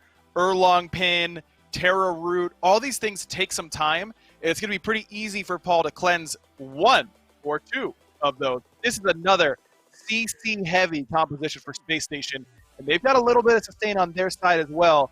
We're back to Season 3, Season 4 days, though. I mean, Terra, Sobek, solo. Hope your solo main brought a blanket and a pillow, because it's going to be napping over there. There's going to be nothing interesting happening in the solo lane this game, at least until it's time to team fight. Yeah, we went the wrong route asking for solo kills. More like which team's going to be just soaking up the farm there more. Game number 2 about to kick off. Well, I agree with those desk analysts, Miff. It will be a snooze fest in the solo lane for the timing, but what about the duo lane? Zap and Neil at it again at level 1 by the looks of it with their positioning, but the ward coverage from Space Station here will give Vote and iRaffer a good idea of what's about to unfold. This could just be a forced reset from both teams to be into a focus in lane and clear the wave instead. Neil and Raffer left to their own devices here as Zap and Vote get in lane, and Zap going to have a bit of an advantage off this first wave by getting the first bit of poke damage on. I like the positioning from Zapman as well. That aggressive positioning leverages itself very well considering Hachiman doesn't really need any sort of mana potions. He can go for that health potion and multi-pot start so he can look for the early fight and sustain up his health. I think that PK had a lot in their draft last game that said we need to protect Paul. More so now. There's a lot from PK that it's a king protection comp. They've got these double frontliners out of Scary D and Neil, but one of them can now dedicate themselves sort of peeling out this hell and make sure that he doesn't get dove like he did last game by this Bacchus. There's a lot riding on him, however.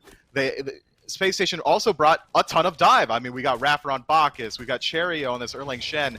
Nika's going to have a very easy time moving into the backline as well in this Terra. There's a lot of ways to get onto this hell. It's how well Pittsburgh Knights can keep him alive.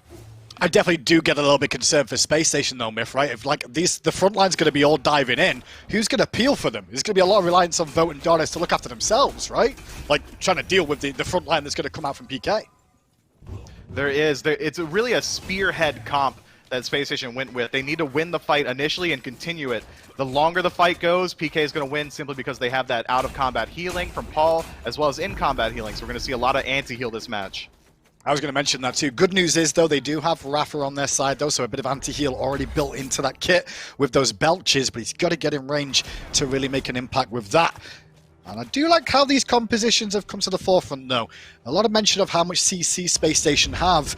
Paul's going to have to look for a lot of good cleanses in this game, I think, to allow Pittsburgh Knight to continue the aggression in these team fights. Dual lane so far, though, level 3, respectively for everybody so far. Mid lane, the jungler and mid lane is just sticking together a little bit more so as expected. Speed buff's coming up relatively soon. And you're actually going to see a bit of a split difference there between the two, as on the right-hand side, QvoFred's going to go for his speed, whereas left, Paul's going to get those back harpies. Is it better to soak experience solo overall, would you say, at this point, or is it better to group up and share it?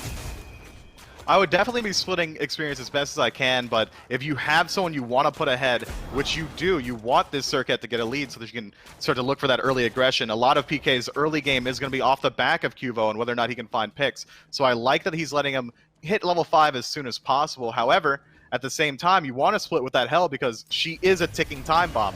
The second she hits level 20, the second she gets even her second item online, that's huge power spikes across the board. So it depends on how they want to play out this early game. If you're not going to share XP with hell, if you're not going to share gold, you have to start making plays on your own. Well, the first 3 minutes of the game a little bit better this time round for NeilMah in the laning phase. Hasn't fallen down just yet. Don't want to cast a curse hit, but a much better situation to be in. So far, with just farming being focused on the first couple of minutes, it means people will hit that level 5 mark a little bit sooner than last time round. And Cherryo now on this left-hand side, just doing his back harpies. PK going to be careful about how over-aggressive they get here, because PK and the dual lane do have a bit of an advantage at the moment in terms of wave clear, with this Hachi and Odin, of course. Odin with now 3 damaging abilities early on. Definitely does help with that wave clear. Yeah, it certainly does, but Zapman, one of the most aggressive ADCs possible, already looking for rotation towards these harpies in mid as well. I mean, if you're going to bet on the fact that Zapman's going to play back and watch out for ganks, I think you're betting the wrong way. This guy is one of the most alpha laners we have in Smite. But he picked a god that is incredibly safe as well. The second he hits level 5, Hachiman can use that CC immunity in his ultimate to escape just about any situation, or he could use it aggressively to close the gap on the enemies. Whoever hits 5 first in this dual lane is likely going to immediately look for a fight. Well, we'll see if they do that, because level 5 is available for PK, but iRaffer base, and this should hit Vote to level 5 himself here.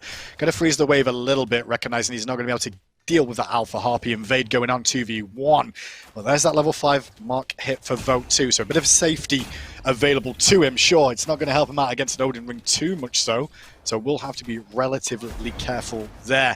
I am a little bit worried though, Myth, about Space Station Gaming and how they're going to engage fights. It's going to seem very telegraphed, you know. They've got a couple of blinks available. Blink from Cherryo is going to be the focal point, and Terra dashing on in too. But you can really see this Space Station Gaming team coming when they go in for these engages, running a warrior in the jungle.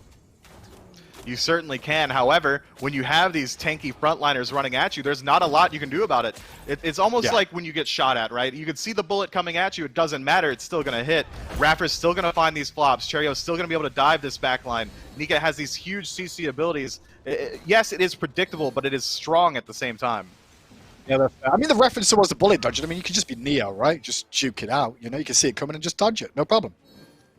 I mean, yeah, okay. So if PK is Neo, they're doing absolutely fine here. We'll have to see whether or not they actually are in the Matrix. However, there is a lot to talk about from Paul. We haven't seen him too much this game, and that makes sense. He's going to be farming up for the late. But the second we see this 3v3 shifted towards the mid lane, that's when we're going to really be able to test it out, see how this engagement is going to go. I mean, as far as 3v3s go, they have the stronger one, SSG, that is. Cherryo able to deal so much damage. iRaffer at the early game is essentially just another mage because Box's scaling is so good from levels. I mean, there's a lot that SSG have going for them. Nice little ricochet out from Vote there, just to check the damage output onto Neil off the bank off that wall. How do you feel about what we're going to see out of Paul's build here? I mean, funny enough, he's going for this Doom Orb look at the moment. I'm just interested to see if we do see anything else, but there's an ultimate that's going to really put pressure on Nika. No healing this time round, my friend. The poison's ticking away, and it will just be enough for QvoFred to get first blood. Seen that out a couple of times now from QvoFred. He seems to be working very well with Scary D since joining this team. I mean, it makes perfect sense to me. Scary is an incredibly aggressive laner, but Cuvo now getting aggressive on the backline. I'm a monster! Oh my god, that connection was beautiful. Cherryo knocked him up, and before he landed, he knew he was dead. There was no chance of escape. Beautiful blink from Cherryo. Great combination between Cherryo and Dardez, as you'd expect to see after how well they played last year together. But there's the benefits of both teams in action already. The linking up of teams is going to be very important in this. We're going back to that comment about Hell and Paul. Do you expect him to be focusing towards damage this game, or focusing on his self-survival and looking to peel for his team? I wouldn't be surprised in the slightest if we see a Breastplate of Valor pick up. That additional CDR is so valuable on health. Vote in some trouble, however. Yeah, but Vote taking the fight and jumps on Zapman's face! Oh, the jump from Odin actually left the window for Zap, but Vote couldn't thread the needle. NeilMah credit for the kill. Dardez is trying to rotate in to support, but he won't get an angle to do so. iRaffer might get a little bit ballsy here looking for the pick. PK know about it though, and NeilMah just being here to prevent the belch will slow it down and allow Zapman to recall back to base. Good pick in the duo lane then for Pittsburgh Knights. All credit goes to Neil. The body blocking was supreme. One more auto would have put Zap in the dirt. Fortunately, he makes it out. Now we're seeing some aggression in that solo lane. Yeah, big chase onto Cherryo here. Good route from Nika. Nice cleanse from Paul, though. And Cherryo gets plucked to his doom. QvoFred with credit for the kill there. And you saw that one coming a mile away, but there's an I'm a monster that'll hit Scary D. Not a whole ton of damage. QvoFred in the back of it, though, will at least keep Dardez honest. The poison was ticking, but Scary D didn't have the damage to secure the kill. Dardez is alive, but can he get back to base? NeilMah was trying to pick up the pieces. You'll see Dardez fall back to base. Pressure relieved. PK up 3-1. And the speed buff stolen away. Cuvo immediately recognizing that we picked out the jungler. His buff should be spawning. Let's not go for this dive under the tower. That's not guaranteed. Let me move instead towards his speed, towards these jungle camps, get some of that guaranteed farm. One buff steal doesn't make for a lead, but now that they have that timer, they can immediately just look for it on cooldown, especially considering they have all this pressure in that short lane. Yeah, the early game, obviously the enemy jungle, you don't get as much experience from it these days as you once did, but at least you're denying farm from them too, so it's still a twofold stage here. Deny the farm completely, but also get a bit of a window for yourself, and especially with a speed buff, one of the most loved items of any jungler, whatever state it's in, they're still going to want to take that over winning the game. I mean, what's better than moving faster? Winning the game, maybe? I mean, truly it's not. I've thrown plenty games instead to move in towards a speed buff. I imagine Cuvo's going to have a little bit more discipline. Yeah, I've seen you do it, Miff. It doesn't surprise me there at all. Right-hand side, though, we're approaching the 10-minute mark now. Blue buff going to be dropped down here. QvoFred getting the assistance. Level 9, bit of a lead over Cherryo as it stands between the two of them. Jotun's Wrath for cooldown reduction more than anything else for QvoFred here. As we can see the Crusher pick up for Cherryo, the extra bit of attack speed. Really just help out with those Erlang Shen. That's a huge pickup, and it's honestly a little bit off the beaten path for Jotun's Wrath we picked up so early. Normally we would see a Crusher, or more we move in towards that Brawler's Beat Stick to deal with some of this healing, but that additional CDR, going to get that ultimate online more often. That's 100% healing reduction. It's going to be very hard for anyone truly to get away from it. Cuvo's been doing a fantastic job of leveraging his early game as well. A lot of the aggression is rooted around him. He's able to find these fantastic picks. So I like this. It's a little bit of a greedy pickup. It doesn't benefit your team nearly as much as something else would. However, if you're going to continue playing as you have, as QVO has, and just continue moving through the jungle, looking for as much damage as possible, Jotun's Wrath is a good pickup. I mean, you say it's not going to help out his team too much, and I can agree, but at the same time, I mean, I guess if your cooldowns are up more often, you can help out a little bit more of your abilities, so we'll see if that does come into play a little bit more. But PK feels like they're starting to click, you know? I mean, QvoFred just joined this team at the start of the year. First time Qvo's not been on a team with Trixtank, and that's just an interesting point in itself, and there we go. The clicking is continuing as they completely picked Dardez off in the mid lane. Beads was still down for a couple more seconds there, so didn't have the escape ability available to him. Another nice pick from PK, and now they turn their attention to this Gold Fury. 3K in the lead, Gold Fury is full. This is a completely different match than it was last. Yes, PK did have a slight lead the entirety of the game, but this is so much larger than we've seen before. What can iRaffer do, though, with the support of Rote and Cherryo in tow? Nika now making the rotation as well to make it a 4v5. iRaffer forced to flop away, and without that flop being available, it could be another chance for PK to get involved at the Fury. They think better of it, however, though. Dardez has just respawned and is coming back from base. Picked up that Divine Ruin early, pretty much as you expect to deal with the amount of sustain that's going to be coming into play as this game continues. It's also some additional flat pen coming out for the Scylla, who's going to be able to leverage that with her passive as well. That's a lot of damage available, but Scylla's going to have a hard time finding targets. There's not a lot of perfect CC coming out of the jungler. Erlang's going to have to dedicate a lot of his mobility towards locking someone down for that I'm a monster. But at this point, SSG hasn't allocated any resources towards stopping Paul from farming. He's now level 13, 2 levels up on Dardez. That's not where you want the hell to be, especially considering he's going for such an aggressive start. No defense available, no utility coming out from this hell. You would think that you would see some aggression towards there, but instead, Paul's been able to free farm and take any fight that he wants. But I think that's the difference with having that warrior in the jungle, right? I mean, all you're looking for is a blink over the wall and a knock up. I mean, we saw Cherryo manage to combine that earlier on with Dardez in the jungle against QvoFred, but I don't think it's that easy to do that to a hell. And especially if you're just going to run in and throw the pin out, then Paul can technically self-cleanse himself, and a teammate will be waiting in the wings to support where possible. Just keep an eye on Paul, see how he does here. Zapman in a 2v1 for a moment or two, does get stunned by that belch, but NeilMah arrives on the scene. Still equal level with iRaffer at the moment. They're all nice and tied up, and the two carries have their relics online, but Paul currently has a 2-level lead now over Dardez in mid. And that's huge. It absolutely is. His damage output is so insane at this point. I mean, we're seeing all those back camps. I mean, 600 damage from the third ability, Repulse. So much is going to be off the back of this Hell. And if at this point, if SSG does dive, Hell's a huge artillery strike, a true bomb that if you do aggress, he's going to be able to deal so much damage in return that it might not be worth it. And if you don't aggress on him, he's going to have that healing for the rest of his squad. It's going to be very hard for SSG to find the opportunity. You have to get a clean pick very quickly if they want to run away with one of these fights. Some of the best things you want out of mid lane mages, right, is XP per minute. And you saw the graphs a moment ago in the bottom left, just keeping an eye on those.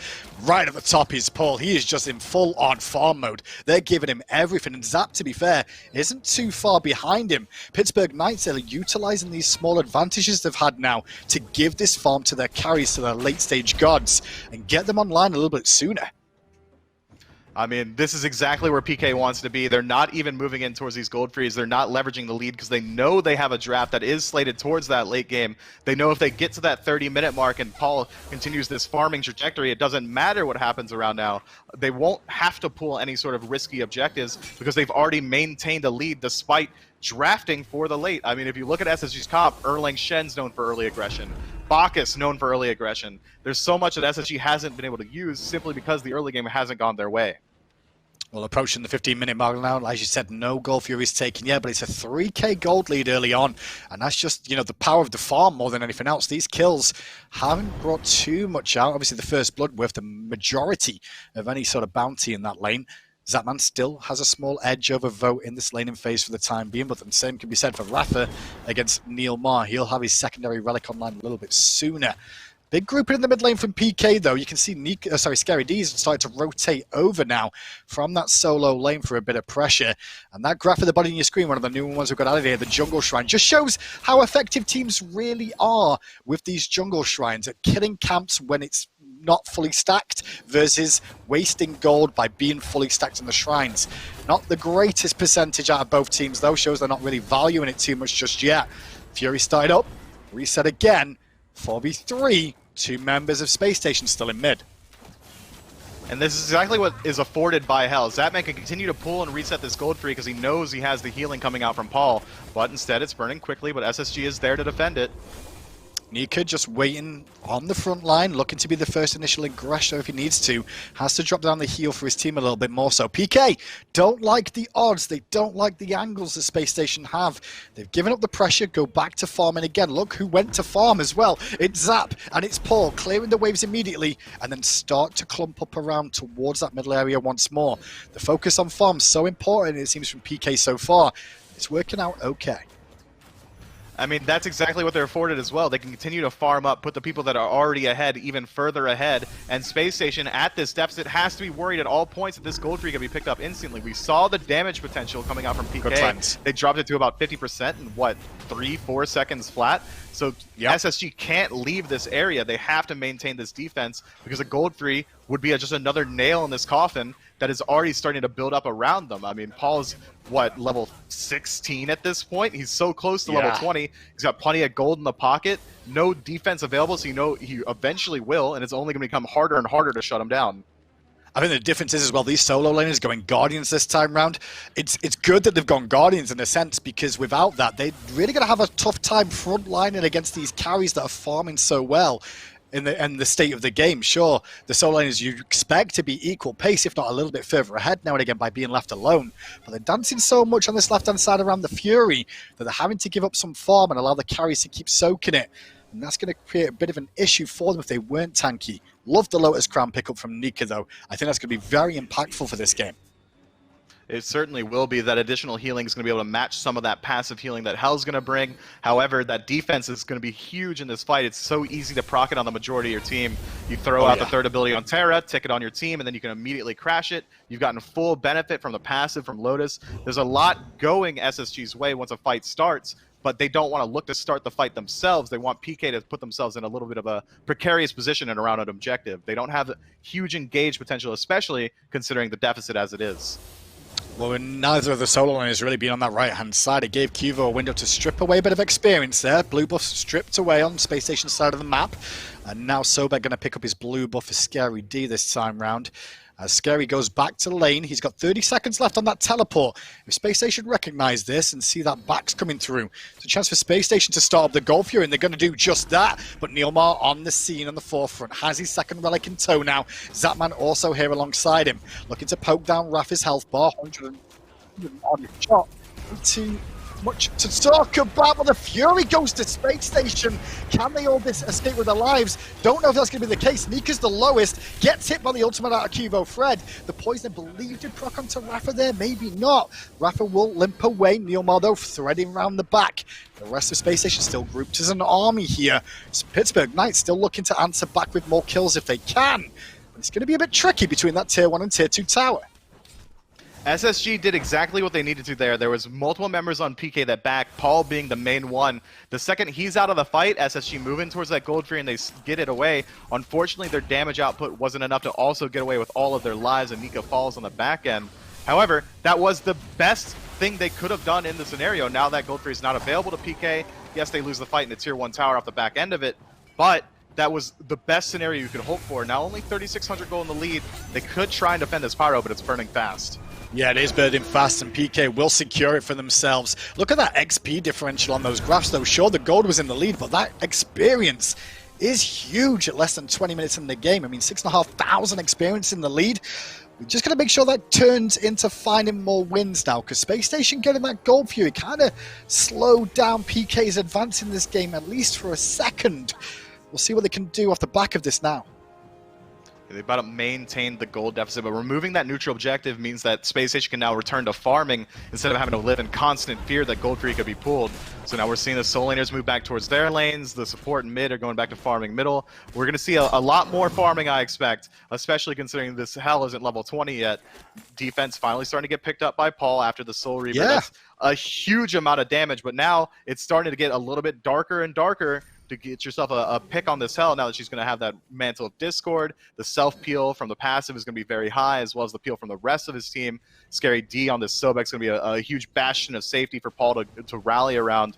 SSG is going to have to find a fantastic dive or even a defensive position around an objective, but it's not easy, especially considering now Paul has defense. Yeah, I was definitely interested to see where that cloak got built into, and it will be that Mantle of Discord, as you said. Nika on the right-hand side, bit of trouble for him with the ring being dropped down. Not a whole lot Terra can do here to try and survive. She's buying as much time as possible, but no reinforcements really coming. Cherryo was on the left-hand side here, but Zap sniffed out the danger, I think, with that ward placed down near that Alpha Harpy. But on the right, Pittsburgh Knights, 4 members strong now on the advance. They just don't have a carry to really start to look at that Tier 2 tower. And this Tier 2 tower is where a lot of the trouble came from last game, so I'm liking the call to go ahead and move away from it. With Pyromancer and Goldfree dead already, there's not a lot for them to leverage besides the Fire Giant, and I like the discipline. They're already winning the game. Might as well not make a risky call towards the fire, so they're going to go ahead and try and strip away as much jungle as they can. Looks like Zap also going for the rage this game too, but in the jungle, Raffer getting thrown around a little bit by that tail whip out from Scary D. Flops in place, only really catching Scary D at the same time. Paul was focused by Cherryo, but Zap zooming her in will secure the kill onto Raffer. Cherryo trying to get away, Qvo giving chase with the army of PK in tow. The grouping from PK is where the issues are going to lie now. You can see the anti-healers starting to come out a little bit more so too, even for Cherryo, Brawlers and that toxic blade, but it's not going to be enough to stop this advance. PK take a Tier 1 tower onto a Tier 2, and the grouping is going to cause them problems now.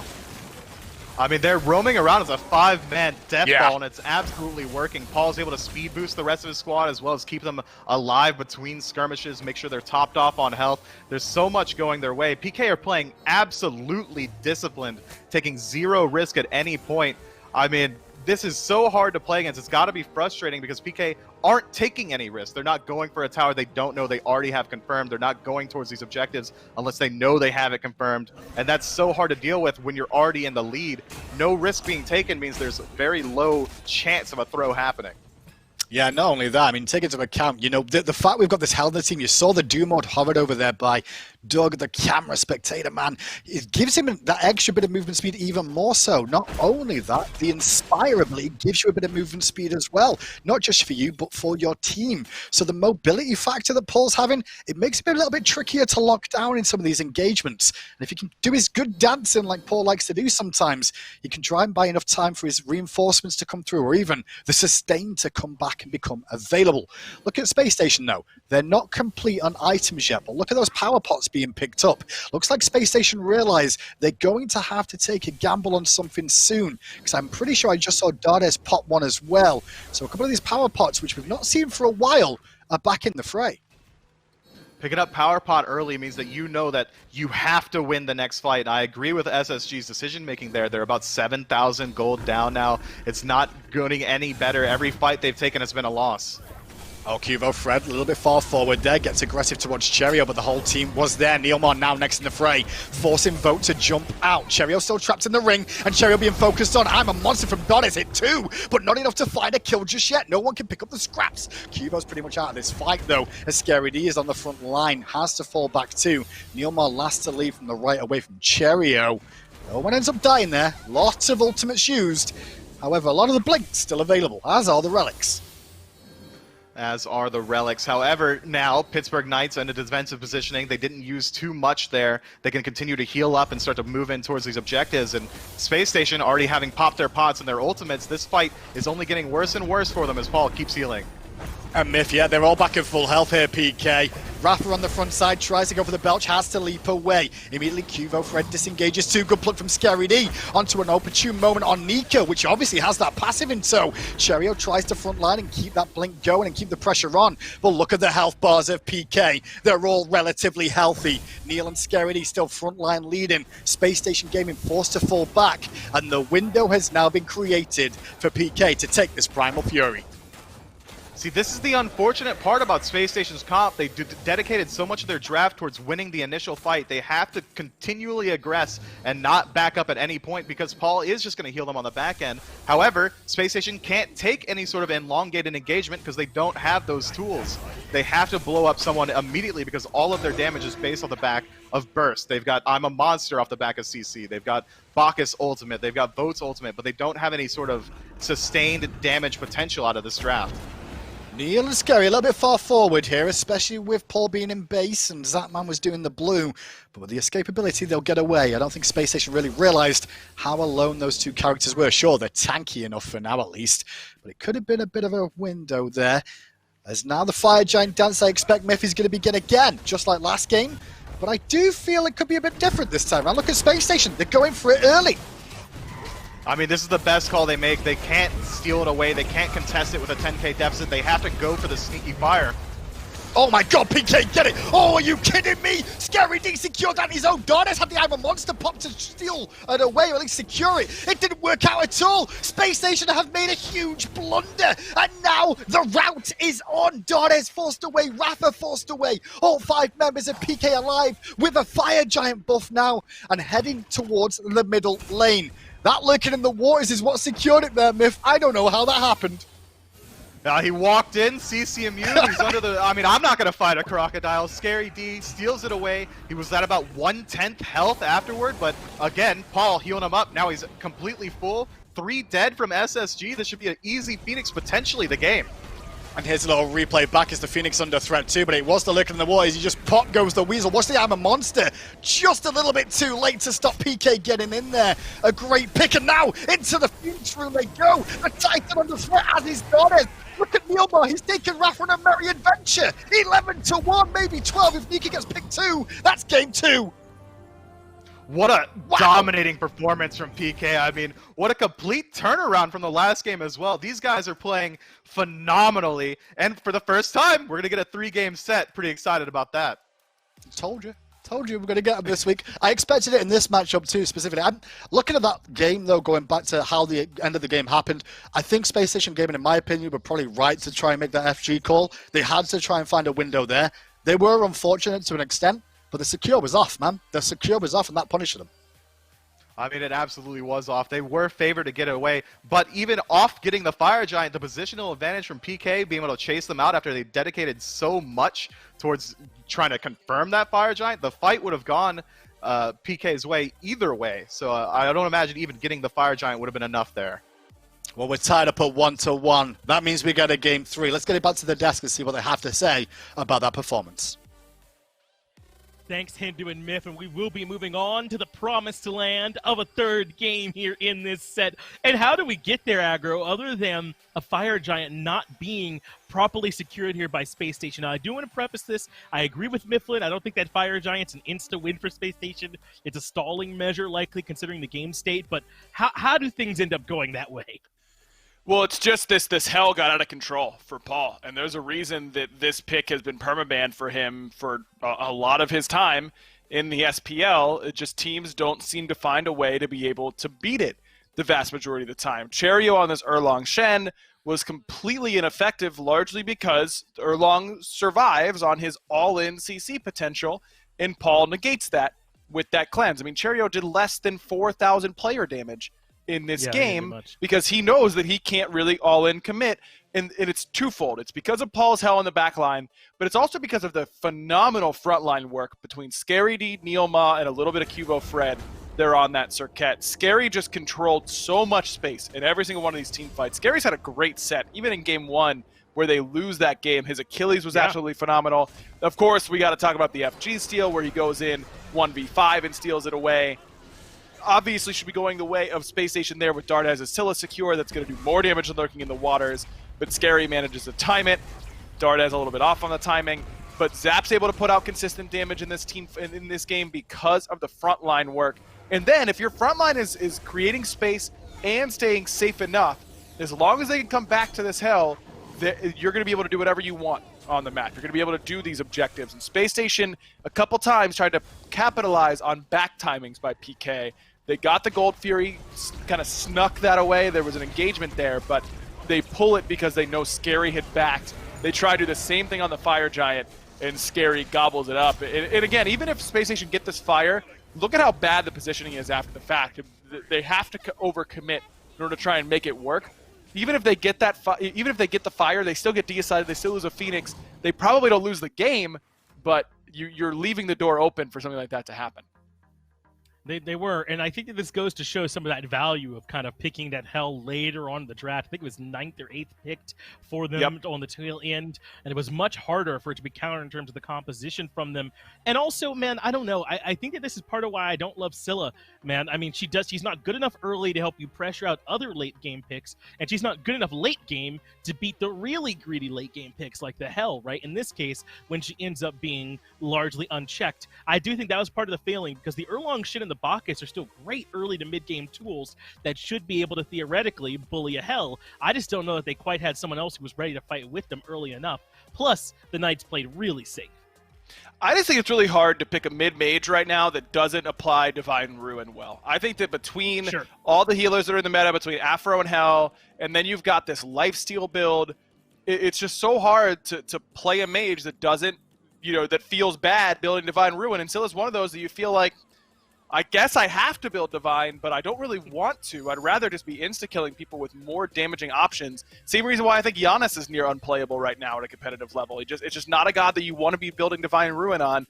It makes gods like Merlin and Raijin and Discordia feel way, way, way better, because you can build Divine and be like, I apply it well, I apply it consistently, and I'm doing enough damage anyways that it feels like I'm not losing too much by purchasing it. Now we're moving into the picks advance now for our first Game 3 of Season 7. You kind of feel the tension. I talked about how important this set is for both these teams coming in, because the Knights had a really close set. They lost to Radiance, and then they ended up falling in that second, or they ended up getting a win against Obey in the second week after that, whereas Spacestation have a close win up against the Renegades, and then they have a close loss up against Sanguine. I think being able to come out of these first 3 weeks with a positive record moving forward could really be a big momentum deal for them. And now we've had 2 completely different games, where Game 1, it was Spacestation, Game 2 was all the Knights. This Game 3 really could go either direction based on how the momentum has gone so far. And now you're leaving yourself open if you're Spacestation to another hell pick, potentially. But they are in second pick right now. You expect a PK wouldn't first pick it. And I wonder if PK is going to go somewhere different than the Odin. Yeah, no Odin bans or anything like that. There's been first pick Odin every time. Now PK first pick Serqet. Feeling like that was a critical part of their win. Maybe with all the healers going around, this is a guy that does get a little bit more value, is this Serqet, getting that 100% anti-heal on the last breath. Well, the Odin gets snatched up on the opposite side by Spacestation. They'll take the Chernobog, too. A bit odd. There's still so many really strong hunters out there, but clearly this Chernobog is part of their strategy, and that's making me wonder if perhaps some early rotations might be in the card here for Spacestation. You could put Chernobog, I think, in mid or into the long lane and have him rotate around that map at the ultimate, maybe to get some advantages that way. I agree. I think that Dardez has already proven that he's one of the best hunter players in the world, let alone hunter players in the mid lane specifically. And Chernobog can fit there. But PK get the Ho Yi. It's a pick that gets out of Odin Cage. This Odin, I think, is really there as an insurance tool to say, you can pick hell if you want, but we're going to have one of the most premier counters in the game for it waiting for you already. And Spacestation's going to pick up a healer of themselves in that Aphrodite. Now you're looking at mages that you need a jump, and you need to be able to apply Divine Ruin well. And if I'm Spacestation, I'm insta-banning Raijin, Discordia here, both back-to-back, and let Paul play something that is not going to do as well as those 2 picks here, because those 2 feel like the obvious no-brainer picks for Paul in this game. And when you consider that healer's arms race, right, you've got the Aphrodite and the Odin means that hell feels a lot worse. As long as you are getting rid of those ones who apply Divine Ruin really well, then it's kind of hard for Knights to keep up in terms of that sustain bound in the late game. They're probably going to have to try and find some other avenue to secure this win other than matching that sustain in the late game from this Aphrodite, because that's just going to be really hard to do. And looking at what the PK have right now, I mean, they have the Serqet. That anti-heal is pretty good. I mean, the Sobek can be useful in that department too. Is there any pick in particular you want to see from them here to maybe try and lock down this Afro with an Odin already on the other side? It's tough. I'm looking at Xing Chen as a god that went through here that PK could pick up, put this Sobek back there for Scary D. in solo and then let Neil pick a god in Xing Chen where if you hit Afro with either your 2 or your ult, she's dying, and whoever she's linked to is dying if she's right next to each other. So you can go with that sort of route. If you want Sobek in support, Osiris is a no-brainer in my mind. You can get out of Odin Cage easily. You don't even have to use your ult as long as your passive is up, which it should be with good passive management. And you have that 100% anti-heal guaranteed. It just sticks on Afro well. This is just a different strategy than what I was thinking for PK. They go with the all-in potential. They've really shifted their composition in these last 2 picks with Osiris Hebo into early game pressure to try and get SSG out of this game early on. And so SSG respond with a Guardian that can end up fighting a little bit earlier, which I like quite a bit. I love Cabrakan and Afro together. Cabrakan wants to be in the middle of the team. Afro is going to be able to keep him up and safe. But SSG's composition is really, really dependent, as it always is, anytime there's an Aphrodite, on how well Dardez can play this Afro. It is critical to SSG's success that he has the best game on the map, because that's what you need from your Afro player basically every time. But this feels like a really protecty comp from Space Station. I just wonder if they're protecting enough. Like, who is their big late-game damage dealer? Is it all really, truly on the back of the Chernobog, even more than the Aphrodite, I'm thinking? I mean, they might be able to keep people alive, but alive to do what is kind of my question. Yeah, it's a fair question. I mean, it's a lot of frontline, but as long as SSG can keep these fights extended as long as humanly possible, they'll do enough damage eventually. Eventually can whittle them down. The long-awaited game number 3 about to start. And what better situation to be but on week 3 opening set, a long weekend ahead of us of more SPL action. And Mifflin, this one's lived up to expectations, really. Both teams have come out guns blazing, a little bit more so. They certainly have. I'm looking at the drafts here, and Pittsburgh Knights, Hebo, not the best target to have Divine Ruin on, so I like the draft having the Sobek, having the Osiris, having all this anti-heal on their team. They don't have to rely too much on their mid-mage to apply that anti-heal. There's a lot going for them to shut down this Aphrodite, but on the other end, SSG drafts perfectly to shut down Hebo, shut down Paul. They've got this Odin cage to lock him up. They've got Cabrakan diving him in the back line. They've got so many ways to close that gap and deal damage outside of their carries. And the whole time, Aphrodite's going to be keeping your back line alive as well, connected to maybe the Hunter or even this Amaterasu to assist with the dive. There's a lot going for Space Station's draft. I'm a little bit worried, though, Miff, that we're heading back to this burst healing meta, whether the healers can keep the sustain going, or can the burst characters get them down before the sustain can kick in. We're seeing a little bit more of that as the season's going on, it seems. Just starting to drift a little bit more so. More Afros, more Hells, you know? It's always a concern for me that healers are coming into play. Yeah, watching healers is always interesting. However, I love seeing the elongated fights that they so inspire. I mean, it's a little bit more of a strategic play style that you see once these healers are locked in. However, PK is going to be able to shut down this healer. It's not going to be Aphrodite that wins in the game. It's whether or not PK can keep Paul alive that we have to keep our eye on. Raffer blinking in, pressuring onto Zapman, forcing him unable to complete the Alpha Harpy. Stun should be available, and Zap's going to keep whittling down his health bar. First time Raffer showing what he can do on the Odin this set, as NeilMah now on the Sobek instead. Meanwhile, the pressure in mid lane's not really there just yet. Both teams just vying for some attention. No kills so far. Did the Alpha go down? It did. So Neil did at least secure it. Neil's going to hit level 2 a little bit quicker. Zap, however, had to wait an extra second. Good pluck onto Vote. Where's the follow-up damage really available? Not this time round. I believe a good stun really came out from Raffer there to prevent Zapman with any sort of follow-up. I mean, Raffer's zoning Zapman off that Alpha farm as well as forcing out some of those potions. We could see an early gank from SSG in this duo lane, and Zapman would be none the wiser, having a hard time dealing with it now. He's out of potions nearly, only 2 health pots left, whereas on the other side there's 3 available for Vote. That sustain has been completely won out as long as the fight continues to go their way, and SSG continue their pressure towards these mid camps. Going to get that vision online as well to keep those ganks from coming their way. I'm definitely excited about this EU jungle battle between Qvo and Cherryo because both of them have got a very good Cabrakan in their god pool, so they both know exactly how this played, and same could be said for their Serqets. This matchup's definitely interesting to me. Is it Cabrakan, can he get the CC chain, the burst off quicker than Qvo can get a CC in response? How does that like matchup go if they catch each other? If there's a counter gank there, immediately Cabrakan's going to be looking at the jungler instead of the soul laner. It's the easier target to kill. If you can lock down Qvo with a double stun, that should be enough time to set up for the burst damage from Nika as well. So that's kind of his job. Cherryo is going to be looking to just shut down the aggression out of Qvo rather than finding some himself, unless we move in towards that mid lane, in which case Cabrakan can just chase down Hebo very easily. Well, good news, at least for PK this time. They do have, even though they've not got the dominant healer in the game, which is Aphrodite, they do have that Serqet in the jungle. The anti-heal provided there can make a big difference on a target they want to try and nuke. The only difference is we do have that ultimate out from Aphrodite that can make a huge difference, preventing CC, and also damage is huge. And also, you can use that while being CC'd yourself, which is basically a free beads and Aegis in one go. It's brilliant. Not just that, it's on 2 people, Myth. 2 people.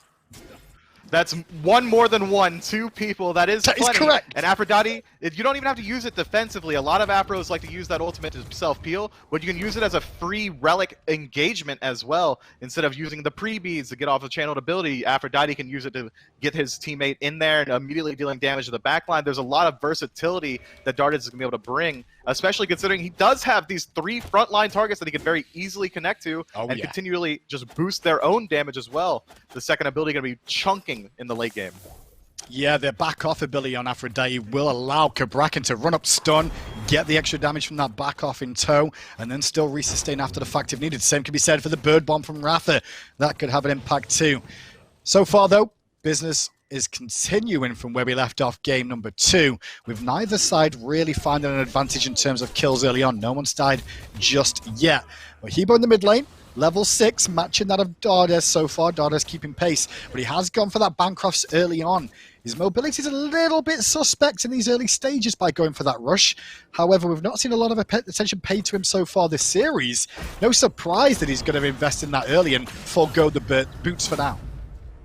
It's also going to help him with his burst potential, which is so huge in this phase of the game, considering that Dardez is going to have that sustain. So you might as well, if you know you're not going to be on the receiving end of that aggression, focus more towards that power. So if a fight does happen, you know you're going to be the aggressor. Might as well deal as much damage as humanly possible.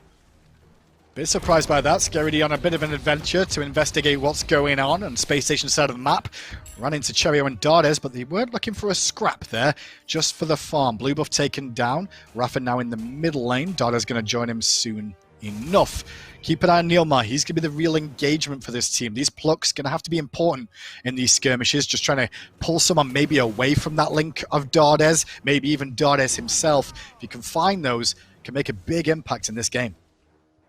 PK is playing the map so well. Slash line 0-0, but they've already got 1,000 gold lead simply from locking down these neutral objectives. Space Station might be looking for some aggression in the early game, but you can't just completely relegate farm. Nice little escape from Vote there, just using the shadow, jumping in the wall, giving himself a bit of distance. If Zap would have connected with that, ricochet or Neil with the pluck, Vote speeds would have been burnt there and still under pressure. Scaredy, meanwhile, is doing an okay job of this lane up against Nika. iRaffer, meanwhile, trying to get over the wall, gets kissed by QvoFred. At weekends, he might like it, but not in the SPL, that's for sure. iRaffer now back on his own side of the map, as Qvo will get that red buff. Still 2 on the left-hand side, though, as I'm looking at it. Looks like another gank attempt onto Vote yet again, but the ricochet this time just off the mark. Right-hand side, different story. Cherryo gets aggressive against Scary D, and Scary D forced to ult. Qvo to the mid lane, gets stunned immediately. Not sure if that was the stun from iRaffer. I think it was actually Dardez's kiss that connected there, just to prevent any further aggression. That was Dardez's kiss that connected onto him. It's such a good disengagement tool as well as a re-engagement tool, going to give bonus damage to whoever you're linked to.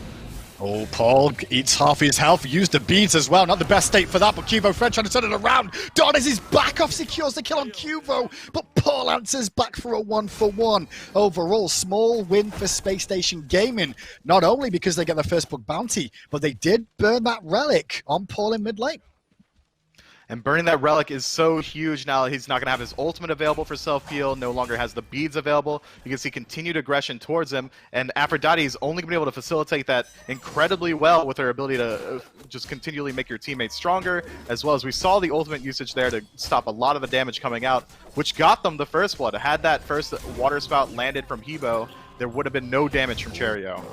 Pressure onto Scary D, but pressure on Vote at the same time, and Vote gets into the wall. What happens to Scary D, though? Tether is in play, and they can't find it, but the dive there, looking for the pick on Vote, isn't going to happen. The up-down from the ultimate bought him enough time to fall back to base. Now, though, NeilMah, who's overextended with Zapman, can't stop iRaffer finding the kill against him. Zap now has to turn tail. Bit of a tricky task, though, for the Odin versus the Hou-Yi at this stage. But iRaffer's still keeping the pressure on if he can. He's going to hold that minion wave, too. Meanwhile, right-hand side, back at it again. Dardez and Nika still want this pick on Scary D. It was an elongated fight, but it came up the good for the red team. Scary's ultimate wasn't available because he had to use it to disengage. He's been playing on the enemy tower line the entire game, as is Zapman. That's opening up a lot of gank potential for SSG. We see Aphrodite rotate in after the jungler does, picks up that easy kill onto Scary because he no longer has a jump available. Zapman getting his actives forced out and baiting Neil into a bad position as well. Now SSG 3-1 closes up that gold deficit, just only 100 gold down now. But that slash line 3-1, you'd expect them to be in the lead, but PK doing a fantastic job of just playing the map. Yeah, I think you said that earlier, Biff. I mean, the lead that they got a little bit early on really made the difference of, like, losing those last couple of kills hasn't punished them too heavily. And this was that little kill towards the tail end of Scary D. He was ran down like a dog from that blue buff area, just a little bit overextended. And full credit where it's due to Dardez's rotation, because normally you expect those mid laners to just sit in that mid lane a little bit more so, not really pay attention to solo, unless the jungles are with him. But it looks like Dardez saw a window there and abused it well. Zap and Neil trying to secure those oracles. Looks like it split the difference between the two.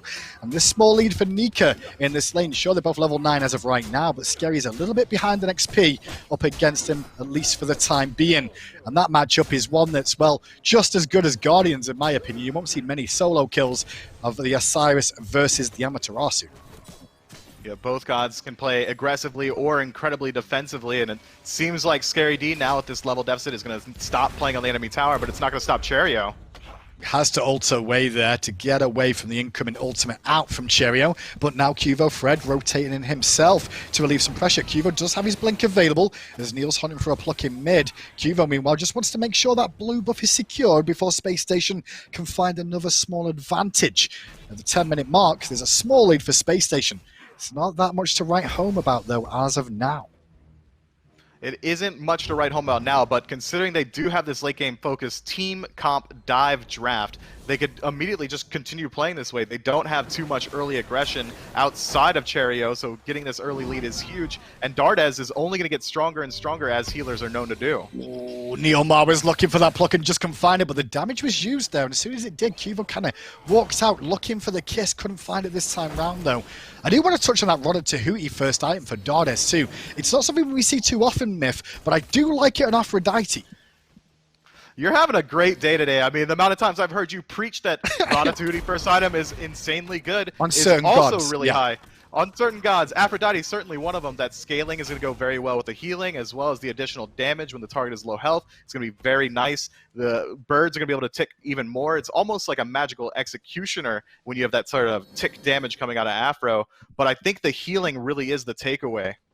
Yeah, the healing, it's the fact that the passive kicks in for your team. If your team are below 50%, they get increased healing off those doves. But not only that, I mean, it's 160 power on a single item. Are you kidding me? Blinking from iRaffer. But Zapman had his jump available. Can't get away from Cherryo that easy and has to use the beads. But now as Cherryo tries to get away, he gets pulled back into the tower. Dardez credited for the kill onto Zap. The doves did the dirty work there. And Spacestation find a pick on Zap and start to rotate into the jungle straight away.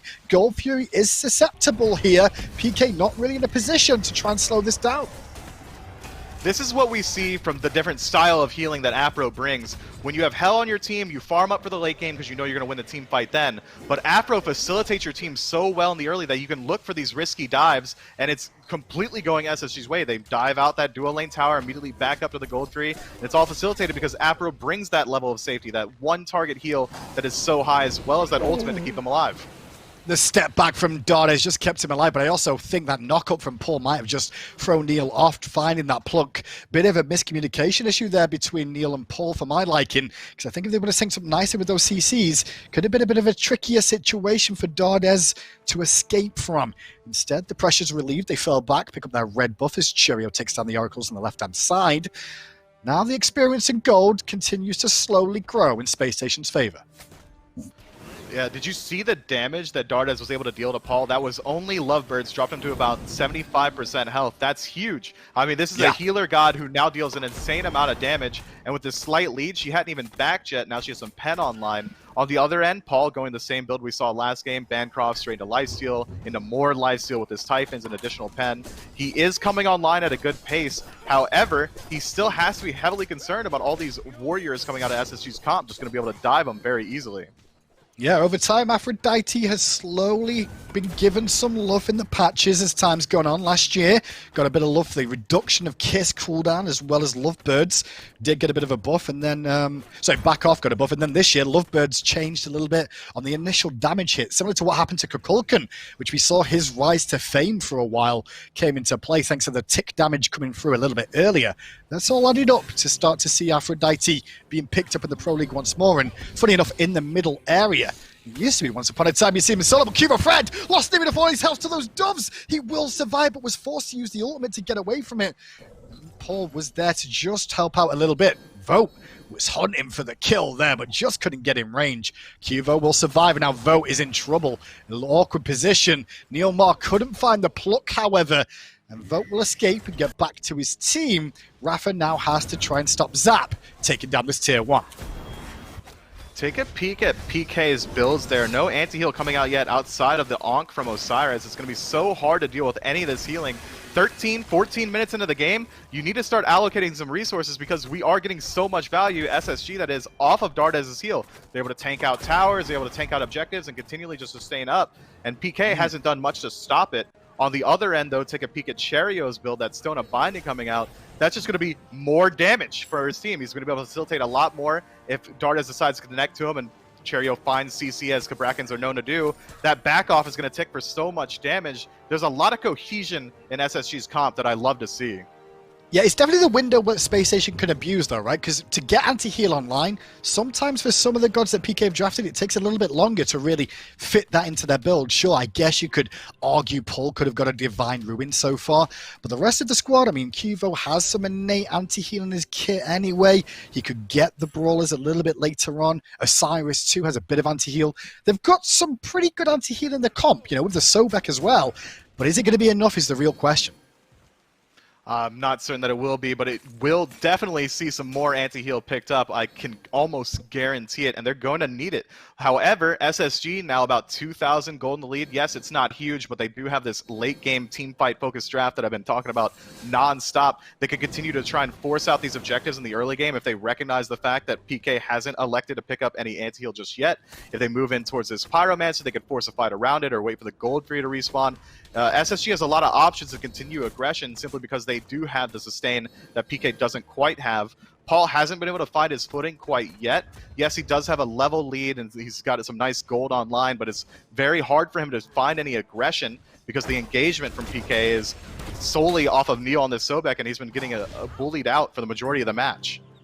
Dardez now also has that Spirit Desolation, so a bit of cooldown reduction in there, and a nice bit of penetration too. 15% ain't bad, sorry, 15 flat penetration ain't bad on Spirit Desolation at the moment, so we'll see if that can help out. And also, you know, if you get a kill and an assist, lowering your cooldowns on an Aphrodite, it's cooldown reduction in theory, especially because of the fact you're probably going to get a couple of assists. Paul, though, taking on Nika, he has to pre-beads the ultimate stun coming out from Nika, but where can Paul get away from? That slow from Vote's Chernobog ultimate really made an impact to give full vision.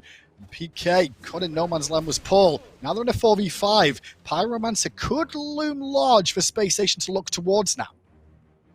That's exactly what we got to see. That's what Paul's going to be dealing with for the rest of the game. I mean, the dash and a back off, that was about 60% of his health just there. And at this point, Nika doesn't even have magic defense online. Now he does with the Talisman of Energy. You're going to have that additional movement speed as well to chase down Paul. There's a lot of ways for SSG to get towards the back line of PK. And PK, at this point, don't have very many avenues of success to find themselves onto Dardez. He's got so much self-peel. The ultimate hasn't been forced out defensively too often either. iRaffer on the front line gets ricocheted, plucked soon after, but still tanky enough to hold his own. Back towards the rest of SSG and back towards Dardez, who'll top up his health bar. Scary D gonna teleport around the back and QvoFred's with him. But on the front side, Scary D's trapped in the ring and gets bursted before the rest of the team can show up. Scary and Vote are in there though, and it's Vote getting focused down. QvoFred can't continue the chase. The damage ticking away, but Dardez latched onto him to keep him safe and sound. Scary D, meanwhile, trapped inside the tremors of that Cabrakan as the doves come through once more. Scary D's life will fall. Paul now back in action, but joins up with Zap. It's only the carries of PK left alive, and I don't think they like the idea of trying to get into this Oni Fury pit. Spacestation Gaming find another objective.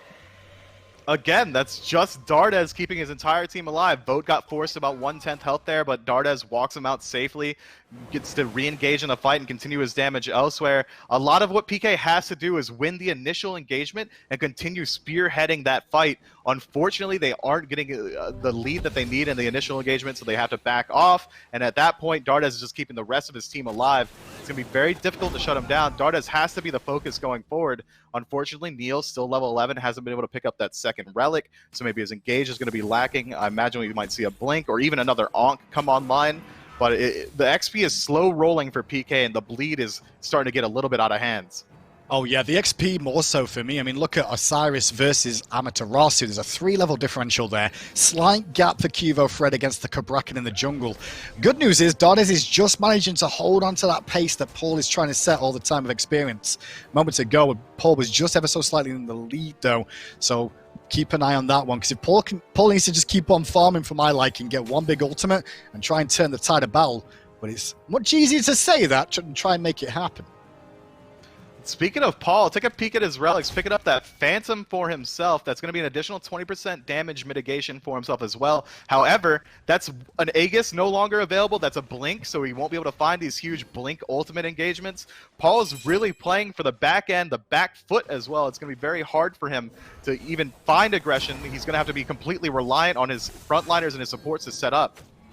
Rafa Judge trying to slow down QvoFred in the middle area there as Space Station Gaming march on this left-hand side. Zapman forced to leap away. NeilMah can only really watch on as now the tier 2 tower under threat. Rafa's buying time against 2 in mid lane, however, as the rest of his team are taking down this tier 2 tower. I didn't want to touch on it. You mentioned that Phantom Veil. Sure, I agree. I think Phantom Veil's great when it's upgraded for that mitigation. But at just rank 1, I'm not so sure about it, right? Like, I'm not as big of a fan of just, you know, being able to walk through walls. If he upgrades it, it's old school Shell for the old fans amongst us, which is still very potent. It is. It's got a fantastic secondary effect. But Paul hasn't even been on the receiving end of too many Odin cages yet, so I would imagine he would have got a lot more benefit from an Aegis to immune some of this damage. If he gets dove on, he should be able to Aegis the back off from Aphrodite. There's a lot of ways that he could have survived, but now he's going to be playing completely for the team fight. There's an awkward situation developing. Zapman still in left-hand side. Paul was in mid, and the Fire Giant's below half health. Rapid trying to zone away Scary. He doesn't have his ultimate available here, Scary. He's forced away. Space Station get themselves a Fire Giant at 20 minutes into the game. Pittsburgh Knights, meanwhile, just trying to find farm. Qvo takes a tier 1. Zap gets a tier 1 himself, but he's not going to continue on for the tier 2, especially now that Nika has used that teleport to rotate back to that lane. Space Station taking a commanding lead now, 7k in the lead with a Fire Giant myth. This is starting to get tricky for PK. It certainly is, but Finch says it all the time. Once Fire Giant is burned, it simplifies the game to a 5v5 defense, and PK's got a lot of tools to keep Space Station from aggressing into a tower or even a Phoenix. Scary D's this huge tanky frontliner that should be able to move in to Vote very easily. It won't be easy to get to Dardez, however. Qvo should be able to dive into the back and finish off anyone that gets low with the ultimate. Paul is a huge source of damage still, and it's going to be very easy to keep him alive when you have this centralized position that you're all defending. Zapman with the AoE ultimate as well, going to be able to keep them out of the Phoenix very easily. But Space Station, you got to give credit to them. The heals, the engagement, they've got it all in spades. So if they go for these tier 2 towers, I don't imagine we see any sort of defense put up by PK. When we talk about Phoenix defense, though, Myth, I'm a little bit worried about PK in terms of wave clear, right? Like, they're going to have to rely on Zap quite a bit or Scary D frontline getting poked while he's trying to do so, because you can't expect Paul to step up with his short range to clear the waves, because you're going to want that, you know, that knock-up CC to really come into play. Zap trying to slow down the Agrants, but he doesn't realize that around the corner was Nika. Paul with a great knock-up, though, to deny Nika. Meanwhile, on the right-hand side, Vote gets a kill on Cherryo, and Cherryo's playing ring around the walls, and he's going to survive for a little while. Scary D will get the kill. NeilMah NeilMah, meanwhile, on his last legs, has to fall back. Vote still giving chase to Scary D. Scary D trying to slow him down and self-peel. One hit will do it, and Scary D is still alive. Tier 2 tower in the middle lane did fall down. Vote rotated to that fight in right-hand side, traded out the junglers, Paul's on the looper-doop to the right-hand side, but I think he just got spotted, and everyone on Space Station is collapsing on Paul now. Can he get away in time? Ultimate has been used, and Nika gets credit for the kill. Still, Scary D not able to base just yet. Will do so now after Vote has to relinquish it. But now a couple of members on either side from Station 2 mid, 2 right. This should be a tier 2 tower on the right-hand side at least. I like the call from PK to split up the fight. They know that in the 5v5 they aren't favored, especially considering Dardez wasn't in that engagement around Scary D. They know he could take the fight and just continually not have to deal with that anti-healing that they don't have quite slotted in their builds. So I like that call. It stops the aggression towards the Phoenix. However, Paul getting picked out is huge. I would have liked to see SSG continually move forward and continue the assault onto the Phoenix, especially considering that Paul is still dead for another 20 seconds. But this backing up, getting the objectives across the map, Gold Fury and Pyromancer, it's a huge gold swing in their favor, and it will let them position around this next Fire Giant very easily. It feels like PK's composition, though, Myth, was all designed around, looking for Sobek to find these plucks while Scary zones them away. QvoFred can distract the backline a little bit, but it's all about trying to pick up all the members off. They've not really found that this game. Only 2 kills to their name. Paul getting 1, Scary getting 1 on that right-hand side. That's all we've really got to talk about. These team fights for PK haven't really been there. I don't feel like I've seen the whole team together yet in any of these engagements. Zapman especially has been having a very quiet game. NeilMah able to find some plucks in the early, but it wasn't quite enough damage coming out from Zap. NeilMah finds some plucks in mid, but unfortunately there's a Dardez on Aphrodite there, so there's so much survivability, healing, the ultimate, beads, Aegis, so much that has to be burned through before PK can actually put that mage in the dirt.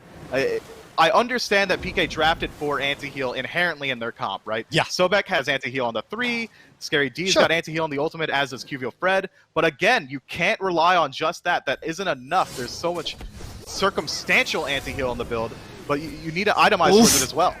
Still got him. Nika just recognizing the range there perfectly, landing that final blow with the ultimate, and now in a 4v5 without Paul, this gets trickier for PK to defend. Talisman energy being harbored again just to show the amount of movement speed you can get from that item, but now Raffer to the backside, drops the ring down, keeping Neil pinned in place. Scary trying to slow down the advance of Vote and making sure he can't whittle down the Phoenix line. Walls drop down on Neil, and Neil's under so much pressure. He will survive the lurking in the waters though, but the dive for the backline from QvoFred comes in looking for a kill. Won't find out on Cherryo, who's still alive. Scary D forced out, and now the Phoenix is exposed. Just Zapman separating them, and Space Station gaming from this Phoenix. The Phoenix does fall, and again, Dardez finding the fantastic ultimate target to make sure that the ultimate from Serqet doesn't put Cherryo in the dirt. Survives just barely. Now they can back up, completely healed. They get the Fire Giant spawning in just about 10-15 seconds, as well as the Phoenix just falls. They're in a fantastic position to continue doing whatever they want on the map. Definitely, especially with these minions on the right-hand side here, Mifflin too, but it looks like Space Station going to fall back to base. Raffer's just showing that to us there, and that just gives Pittsburgh Knights another window to try and regroup. Difference is, the middle Phoenix is down, and the Fire Giant is available once more. And now about 13,000 gold lead in favor of Space Station at 25 minutes. That's absolutely massive. No one on the side of PK has a finished build. Their Phoenix is now dead. Fire Giant goes their way uncontested. And again, we haven't seen any aggression from PK onto Dardez because they don't have anything that they can dedicate to him. It's a terrible position to be put in. What's the play from PK then to try and do something here, Miff? Because I know we're trying to get to the backline, but what's the play? Is it Qvo, Scary, and Neil, or just dive in towards the back and try and cause confusion and hope for the best? Because at the moment, they've been trying to wait for an opportunity. There's just never been one so far. There certainly hasn't. I mean, if they get a fantastic pluck, they need to immediately kill someone off the back of the pluck, and that's not easy to do when Dardez is able to connect to him. I would like to have seen maybe Paul go for a blink instead of this Phantom and just try and use some raw aggression, get a 4 or 3-man ultimate in the backline to just set up. You can't heal multiple targets as Aphrodite, so that AoE damage is one way to deal with it. Unfortunately, is forced into picking up this Phantom, so he won't have anything available to get him into the backline. I mean, Zapman hasn't been able to find his traditional aggression because they've been on the back foot the entirety of the game. A lot is going poorly. I think we have to keep our eyes on QvoFred to find the backline pick if PK want to get back into it. If he can maybe shut down some of Vote's aggression or find his way to Dardez in the back and try and shut him down as quickly as possible, that is one shining light in the darkness for them.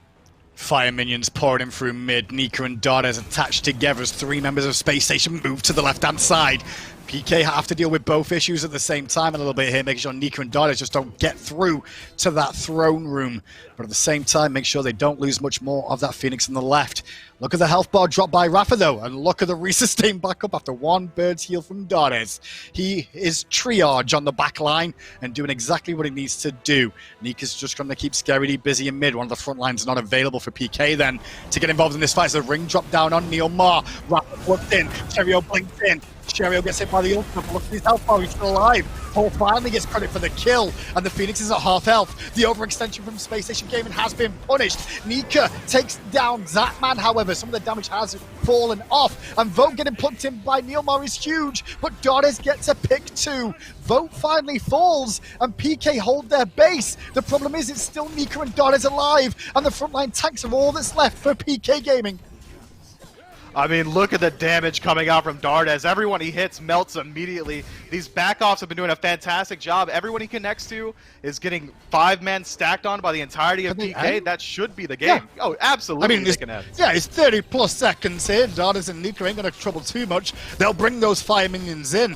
That was the closest thing to a good fight out of PK we've seen, Mifflin, in this game 3, but it still wasn't good enough. Space Station Gaming, this composition they put together, PK could not answer the call. 2-1 to Space Station Gaming. I mean, Dardez running away 6-0. No one at any point on the side of PK throughout the entire duration of that game even looked at Dardez a single time. He was left a free cast. He was healing up his team. His ultimates were on point. Aggro said it on the desk. If you have an Aphrodite on your team, you want them to have the best game on the map. Easily, he did. I just don't know what they could have really done different with how the picks and bans went at the start of the game. It was an uphill battle all the way from PK. Didn't really find anything worthwhile for my liking until the end of the game, but by then it was too little too late. That's it for us. Let's get back to the desk to break it down. Thanks, Handyman and Mifflin. Good job powering through our first 3-game set of Season 7. And Aggro, I feel like I'm kind of in the same boat Handyman was there towards the end. I think with the way that Space Station went about those picks and bans, with the way that they picked that Odin early on, they kind of locked them out of that arms race in terms of getting a healer on their own side. I don't know. There could have been a lot done differently. They picked good gods with anti-heal. What seemed to be the problem in the execution? Honestly, there isn't a whole lot of problem. I think they overvalued Serqet, number one. I think that was prevalent all set. I think picking that so early hurt PK here. I think that it's just about time people realize how nuts Aphrodite is. This goddess is insane right now. And if you aren't coming into your game with a game plan to beat it, you should be banning it. And I feel like PK stuck to their guns a little bit too much. Even though this whole composition for Space Station, this whole comp slaughters Hebo. That's what this whole comp is designed to do. Dardez can make sure that whoever he knocks up still doesn't get one shot by the ultimate. Nika on Ama, a great pick against Hebo because of how easy it is to lock him down with that ultimate. Cherryo on Cabrakan, a classic counter pick because of the slow immunity and the ability to lock him in even when he's ulting with that wall. Even with all these, and Odin as well, it's a hard pick for Hebo to deal with. Even with all of these picks, they still go Hebo. I just feel like PK was a little bit too hard-headed about what they wanted to do with this composition. It's like making up your mind. You're going to swing at a pitch before the pitcher even delivers it. You have to be able to adjust, and I feel like PK just did not do a good enough job of that in this picks and bans. The lack of anti-heal is not good. I know they've got a lot of innate anti-heal in the ultimates from Osiris and Serqet and Sobek 3. It's not enough, man. I mean, Afro's going to just out-heal that instantly. You need some itemization there. They didn't do a good job of that. Honestly, I feel like the game was lost in picks and bans for the most part. It would have taken an exceptional performance from PK to win this game in spite of these picks and bans, but they didn't play very well on top of already having a pretty bad P's and B's phase in Game 3 in my mind. They put themselves into a tough spot. I can agree with you on that point. And I do think that there were some small things that just kind of didn't break their way, right, in that fight, too. Remember how First Blood went down just barely? QvoFred died before Cherryo. And those are small little momentum swings that I feel like kind of kept stacking up in that game where they just barely weren't able to edge them out. So it is Space Station that ended up coming out on top over the Knights, who are still in search of their second victory. They'll drop down to 1-2. Space Station improved to 2-1. We'll have Sanguine and Rival, another big matchup that's going to be coming on later today, and then the schedule only gets better from then on when you start looking at Saturday and Sunday as well. But Aggro, man, this is a big win, I think, for Space Station. I think that what they showed here was that in a long, grueling set where the really good teams are able to edge it out, they're one of those teams that can do it. Without a doubt, and we saw exactly what I was hoping we would see out of the mid lane battle as well. Paul had a couple phenomenal performances. He hard carries game 2. Dardez hard carries game 3. That's kind of what you're hoping for when you see guys with this level of talent in the mid lane going up against one another on 2 healers. I'm not calling it a healing meta, Finch, but I'm not telling you it isn't a healing meta either. Hell and Afro, the 2 defining picks in the blowout wins this set. Yeah, it kind of feels like it's only not a healing meta just because healers aren't getting picked. I mean, it feels like they certainly could be at this point, right, if they were ready to, but it looks like maybe that's not everyone's playstyle. But I do think that Paul in particular is a player that likes to play those types of characters. So is Dardez. He has played a lot of odd stuff in the mid lane too. So maybe just a case of that's what these 2 mid laners, their god pools kind of afforded them here in this set. Yeah, I think that's part of it, but particularly Dardez just has such a wide god pool. It's pretty hard to lock down exactly what he's going to play at any given time. Paul has a lot of hunters that he can play, as well as these couple mages that he's absolutely phenomenal on. One of the best Hevo players, Hell players in the entire world. Persephone a part of that as well. Merlin. It's not that these guys have small god pools. I don't think it's a coincidence that they're still just going for these healers. Part of it is that the other good mages are banned out. I think a lot of it is, frankly, that there aren't a lot of really good mages right now. It's Persephone, Merlin, Raijin, and then a pretty substantial fall-off for traditional mages. Discordia's fine. You know, Raijin or Scylla is fine. You're done with Cuckoo at this point? I no guess, more yeah. of him? Cuckoo's fine. You know, I don't get excited about that. If you're not going to be able to get one of those top 3 mages of Persephone, Merlin, or Raijin, and Raijin's pretty far behind the other 2 in my mind, why wouldn't you go for the healers? Because I think that they are some of the strongest right after that. And I think that's something that contributes to the fact that we're seeing so much Hell and Afro at the top level. That could certainly be it, right? I mean, I think that the mage changes still have not fully settled in, right? I mean, even itemization at this point feels very amorphous to me. That changes sometimes week to week in terms of what these strongest builds are. We saw that lifesteal build kind of shoot in and shake things up, but that's not even being bought, I don't think, in every instance in particular either. So the mid lane kind of in general feels like, to me, it's in a bit of a state of flux is what I would say here at this point, right? Where it's not necessarily guaranteed what we're going to be seeing out of that. So I think you're right in terms of picks, itemization, playstyle, all of that stuff is still available to change in terms of that mid-roll. So we are going to be getting ready for that second set here in just a moment, but I know that y'all are sitting right now trying to get comfortable. So I got some pretty good advice here in terms of how to upgrade your current seating arrangement. Take a look.